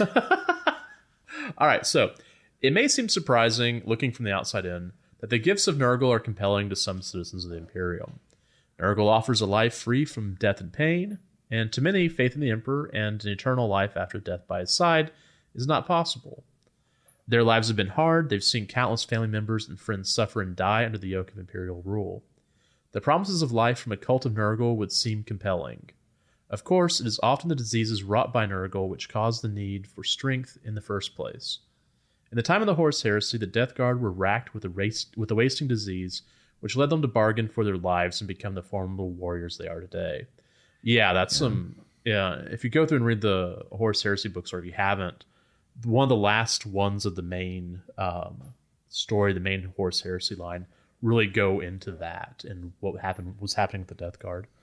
Right, and they're just like any other Chaos faction. Yeah, they trick you. They cause the hardship that you need to seek them out to cleanse yourself of. Yeah. But it is even if they didn't, it's humans are very scared of their mortality, and Nurgle offers a freedom from death and pain. Yeah. Like you may be gross, but at least you're not dead. Yeah, that's true. You may have flies. You may be made of flies now, but Then now you have a 100,000 little friends living with you. Yeah, I mean, everybody needs a friend.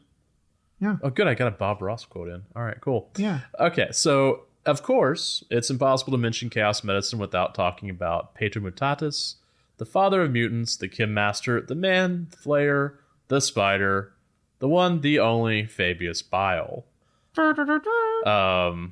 Man, I hate that guy. A really cool character, just wow. So he's a self-proclaimed primogenitor, and they just released a new model. That model is awesome. Yeah. Did that actually get out before? No. Okay. Because I haven't seen it on the tabletop, and I didn't order it, but okay. No. All right. So the old model's really good, by the way. Like it's a really old model, but it held up. Well, what's funny is the new one's great. They had a side by side of the old model and the new model. You know, you could go through and move the JPEG, well, the picture around. And I remember looking at it, trying to figure out which one's the new one. You know? Yeah, it was a good model, but it was also metal and then fine cast. So they had, and it's an important character, so they decided to redo it. Yeah, probably needed it. Although I will say it's probably bigger too. It's probably bigger. Oh yeah, it's probably increased in size. Well, of course, because he's already got some Primaris gene seed in him. I'm sure. Yeah. You know. All right. So let me see. Fabius Bile, the self-proclaimed primogenitor. The proliferation of the Astartes among the ranks of Chaos has long been a struggle in the Eye of Terror. Most warbands must rely on spotty warpcraft, battlefield scavenging, and even outright thievery to claim enough gene seed to bolster their ranks. Fabius Bile and his twisted genius are much sought after among the traitor Astartes, though his assistance always comes with a price. Bile has erected a web of mutual dependence throughout the Eye of Terror. He has been gathering the resources necessary to execute incredible experiments over the millennia in order to show that he is the ultimate inheritor of the Emperor's gifts. It is believed his goal is to harness all of his knowledge to create a race of Astartes superior to the Emperor's original template, and has even managed to clone the Primarchs, though Abaddon did put an end to that. Today, the Spider's mind is bent on procuring Primaris Marines, but his real pipe dream is to obtain genetic material from Robute Guilliman himself. So, yeah, man, that's pretty scary. I'm really interested to see how that story plays out. Yeah. I would love to see. I don't know if there has been a novel recently with him, with Fabius Bile. I feel like a lot of his. So between Fabius Bile, Call, and Illuminator Caesaros. Yeah. Like they're all kind of on the same mission, and they're kind of on a crash course with each other. Yeah.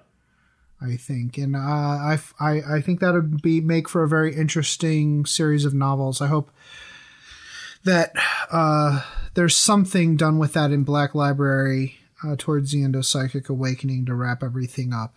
Yeah. I think that's interesting. So I wanted to have an off-the-cuff kind of chat about using medicine on your tabletop. First of all, we've got all these special characters. We've got the apothecaries, we have the hospitalers, we have the Medicae and the Astra Militarum are included in the command squad. You can add a medic. The command squads are a little rough. I would say grab one of those models and just use it as a character. Because the command squads can just be targeted and they just die. they just die. So I think if you're gonna create a narrative, I would just use them as characters instead. Yeah. That'd be a much better idea. Yeah. I think in the game they usually either return models that have died, which is very helpful, or heal wounds. The orc ones actually give a save against damage, which is nice. Oh, that is nice. Okay, it's really nice actually. Is it like is it like the old feel no pain rule? Yeah, it's like the feel no pain rule. And you can actually save your weird boys from burning their own brains out and stuff. They're really good for that. Kind of like the mentors. the idea of like having some Space Marines sprinkled around Astra Militarum. I think you could have a Space Marine apothecary kind of sprinkled among, or more importantly, a hospitaler, really. Yeah. I think it would make more sense to have a hospitaler among an Astra Militarum regiment helping out there. Yeah. So I would go ahead and try that out. What other characters would be interesting? Well, I was thinking, using the hospitaler as also in like kill team games, if you're doing a narrative type kill team. Oh yeah. Yep. Those would be probably really great. You'd have to. I'm trying to remember. I don't remember there being rules for them because the Sisters of Battle rules were just added to kill team, like just added. And I don't remember there being a hospital in there, but that doesn't mean it wasn't. And it doesn't mean you can't use it in your Inquisition. Yeah. Your Inc 28. Yeah. Warband. It would make a lot of sense. Yeah. And I think the hospitaler can be used as a generic character for a lot of stuff. Yeah. Because they have the toughness 3, the not a lot of wounds. Like you can use that character as an example. You could even use it for an AdMech, Magos Biologus, I think. Mm-hmm. Just kind of mess with the rules a little bit to kind of combine or really honestly just give the healing abilities of a hospitaler to a Magos. Yeah, there you go. Like instead of repairing damage to Mechanicus units, they can heal wounds on other things. Yeah. That would be pretty cool. Now, as far as scenarios, there have got to be some old gene seed extraction scenarios out there. Yeah. But if not, a lot of these scenarios that we already have would be good use. The only thing is, moving a Space Marine body. Yeah. That's not easy. Well, I mean, that's essentially the relic. It is. Now, it might be, someone online was talking about, well, I mean, you could just take the body, and they're like, well, it's kind of heavy, because they're talking about if there is no apothecary available, how do you get the gene seed? Right. And you could just cut it. You could just try to cut it out but it would be really hard to carry around this organ, right? Well, you just carry around the torso. That's what they were saying. People were like, just chop the head off, chop the arms off, chop the legs off, and just carry the torso. Like, that's terrible. That is terrible. I mean, I was joking, but So you could do something where only, you could do a scenario where Fabius Bile maybe is trying to extract the progenoids. Yeah. And, I bet there's going to be a scenario coming up in the War of the Spider. I bet there is. Yeah.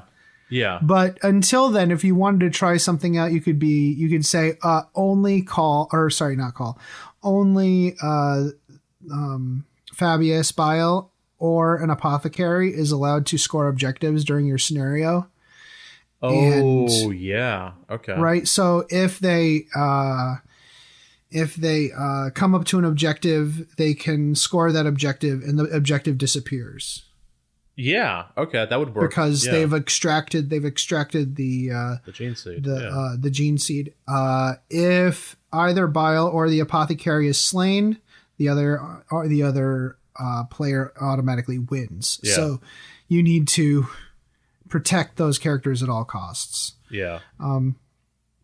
So something like that, you need to make it interesting. It's a race against time, and ensure that it's not hard for those two characters to survive the battle. Yeah. And you don't want the Space Marine player to have too much of an advantage, so they should only be allowed to have one apothecary. Normally, there's only like one apothecary assigned to a company anyways. Yeah. So there's that. Yeah, there's just not a whole lot of Yeah, there's just not a whole lot of apothecaries that are there. That's why, like, when we were talking earlier about how, chief apothecaries and whatnot for the Space Marines, it's like they never have that many in the first place. That was always kind of a, I always wonder if there was like, like another company that was just apothecaries almost. Right. You know what? It just occurred to me that the Field Surgeon doesn't have a character in the Astra Militarum Codex, so that could be the special. Like instead of the Medicae, the Field Medic is what's in the company command squad, where the Surgeon is just out on the field, getting people back into the fight. Yeah. Packing them with stims and telling them to go get them, Tiger, go get them. You got a tiger in you. Yeah, you literally have tiger blood in you. This is synthesized from tigers. And Charlie Sheen. It will kill you in the next 10 minutes, so go get them. Wow, that got dark really quick. Okay. Yeah. Yeah. There are endless possibilities with the Drukhari. I mean, anything having to do with the homunculus covens is basically, Yeah. They're looking for poisons. They're looking like perhaps one of your characters. So like a Drukhari versus orcs, perhaps the Drukhari are actually trying to go after the war boss's squig. Yeah. Because they want the squig blood. They're not interested in the war boss at all. They want the attack squig. Yeah. Or they want the blood of the weird boy. Oh, okay. Yeah, that's... So if the weird boy dies from perils of the warp, you have to like mark his place with a chip, like with an objective, so they can extract the body. Yeah. Imagine anything like that. Maybe that's why the Drukhari are fighting the Tyranids. Like, why would the Drukhari even dare to go? Why would they care about going after Tyranids? Well, maybe they want the blood for poisons and stuff. Yeah. Or maybe they want a new pet for the pits. They want a new friend. Yeah, exactly. And, if you have like a small detachment of homunculus covens, that could be why you have those, because they're just hanging out in the hopes of extracting some strange biology from whatever you're fighting. I feel like we should talk to Brian about doing a new ad, but with like a homunculus party bus. Yeah, no, like a homunculus dock wagon. Oh, okay, there you go. Oh my god, yeah, the homunculus is dock wagon. You'll be fine, we swear.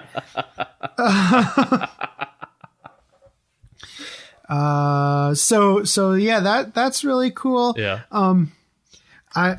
I think that there are lots of I was thinking about what if there was a ambulance stratagem that you could come up with to apply, that you could apply to any transport. All right. Instead of having a transport capacity of whatever it is, instead it's transport capacity 1 unit that has injuries. And if you embark on it, you like roll dice to determine how many people are restored and they go back into the battlefield. Oh, that could be interesting. Yeah, like a mobile, mobile Medicaid. Yeah, like a MASH unit just hops in. Yeah, MASH unit. That's exactly what that is. So you could apply it to a Valkyrie, or you could apply it to a Rhino, and you just paint like a red cross on the side of it and paint it white. I think that might be a neat thing. I'm not sure how it would work practically. Right. But these games are all they're not 1-to-1 representations of what goes on in the battlefield. It would just be fun to have this MASH unit that you could set up on the battlefield. And you could just do it with a stratagem, I think. Yeah. And you could do it for any faction. Orc dock wagon. Like, you would have to model it though, right? Like it would have like a surgery bed on the back of it, but it's got all these horrible bloody implements hanging off it and like extra orc body parts. My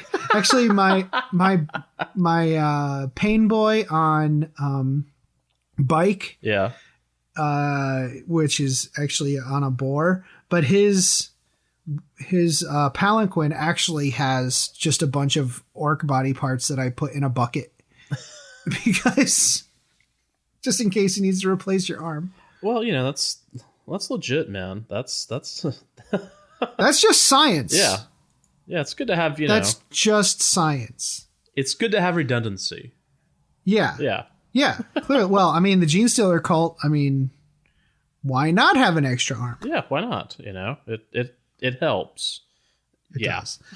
The Magos Biologus, in your having Imperial faction, if you want to explain anything story-wise, well, not anything, but if you wanted to explain something story-wise, think about using the Magos Biologus as your hook for your story, and you could include one in your army as a auxiliary detachment from the Adeptus Mechanicus Codex. I think that's a good character to add to your army for that kind of thing. Having a small detachment of Mechanicus as it's actually kind of just like the Homunculus Coven's excuse, right? Yeah. To have a small detachment of Mechanicus by your side because maybe they're interested in learning information about the species that you're fighting. Yeah. Yeah. Yeah, there's all sorts of fun, little narrative things we can come up with. Oh, yeah. All kinds of stuff. In a lot of scenarios involving, people that you're trying to protect. I was actually thinking of, so I was looking at the Amphilean Project, which is part of what led me to xenology. I was reading some of the, I went down a rabbit hole in this research. So I was reading the end parts of the Amphilean Project, and there are some cool scenarios. A lot of those scenarios are Zone Mortalis scenarios. Yeah. And there's some cool ones. There's one where you take everybody has the same number of tiles. Player A places a tile. Player B then places a tile. Player A goes back and places a tile, and they don't have to be arranged in a square. Oh, okay. Right? So as long as they're edge to edge, that's all that matters. Yeah.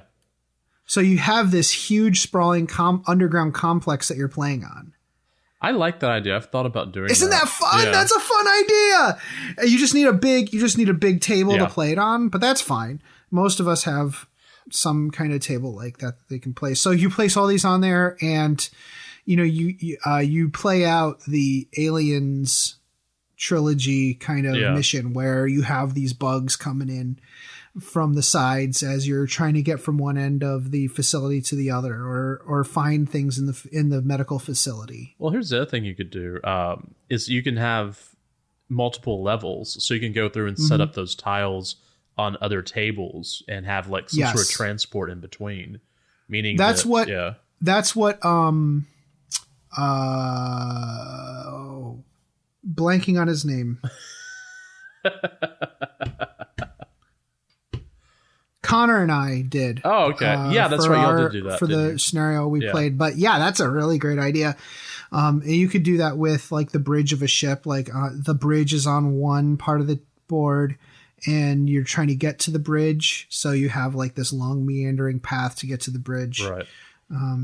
Yeah, I think that's these facilities are where all of this medical research is happening. So Zone Mortalis is the perfect setup for that kind of or even on a space station. Like if the Imperium is smart, they do the research on a space station instead. Yeah, because you just go into the sun. Yeah, you can literally just like you can have the contingency plan is turn on the thrusters so that it goes into the sun. That's actually, Jason, that's not a bad idea. That is such a good idea that the Imperium would definitely not do that. I'm sorry, your idea is too good. Yeah. Deal. Your idea is not approved. It makes too much sense. No, thank you. Yeah, so there's a lot of fun kernels of ideas that Yeah. that you can come up with. But all right, so I guess that's it for medical care in 40K. Thank you so much to all you first responders and those of you on the front lines. You should be paid 4 times as much as you're getting paid right now. But hey, my love is all anybody needs, really. I'm being facetious. I'm trying not to say anything horrible. Well, you know what? Anything that can be detected with black light is more than payment enough.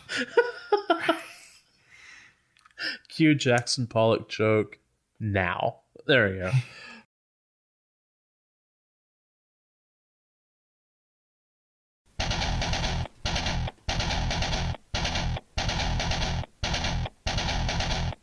Hey Archons, tired of the boring predictability and efficiency of stuff that always works? You need the Slip Party Bus!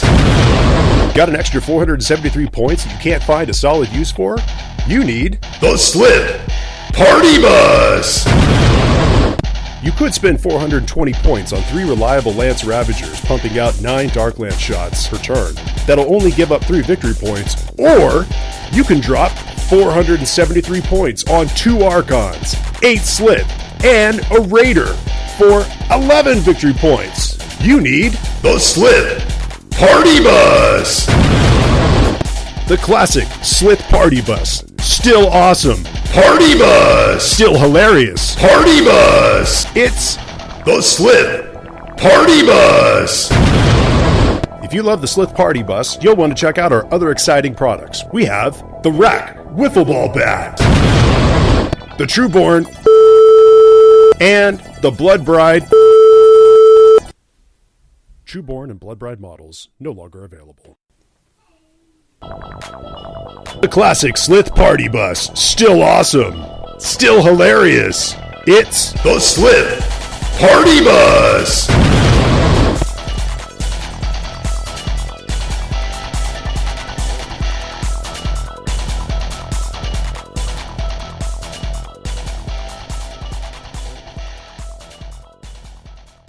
This is David Annandale, and you're listening to Masters of the Forge, where they bring the world of Warhammer 40,000 to life on your tabletop. Come here, boy, get the ball. Come on, Max, get the ball. Mom, Max won't get the ball. He's lazy. I think I know why your Zote is being lazy, Jenny. Why, Mom? Because you forgot to feed him his Zotabix today. Oh, no. Oh yes, Zotabix contains all the nutrients and random animal parts a growing Zote craves. It not only provides our Zote with the energy it needs to play with you and protect our home, but it also keeps its chitinous shell fresh and shiny. Oh boy, I'd better feed Max his Zotabix. Yes, you had. Zotabix is made in part from grade Max, A time for Astra dinner. Militarum post-engagement byproduct and is infused with 112 essential vitamins No, and Max, minerals down. harvested from your Zote's natural habitat, the finest desert depths. Zotabix is available in any shopping center on worlds where Zotes are allowed or where the Imperium's inexorable influence has not yet reached. Welcome back. Well, everyone, thanks once again for listening to another incredible episode of Masters of the Forge.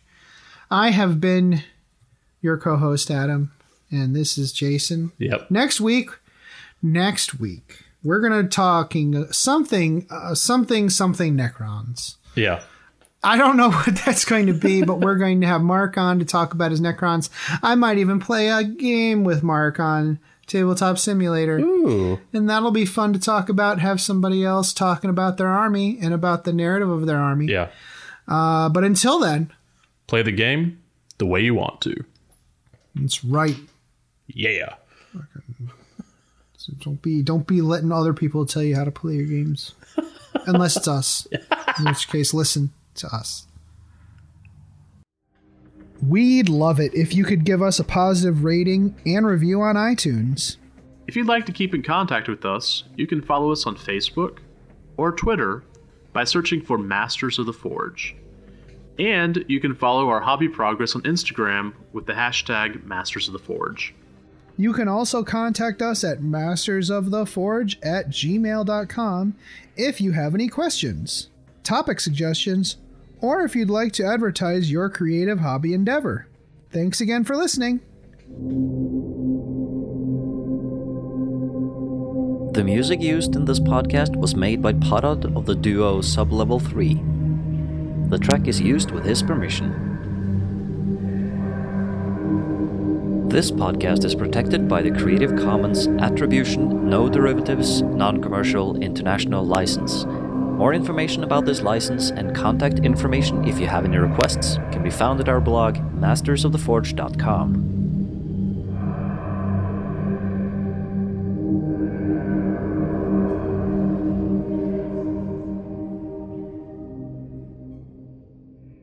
It's such a good feeling to play games your way. It's such a happy feeling 40K'ing away. And when you throw dice with story in mind, it's such a wonderful way to unwind. It's a good feeling, a very good feeling, the feeling you know that we'll be back when the fortnight's new, and we'll have new ideas for you, and you'll have things you'll want to talk about. We will too.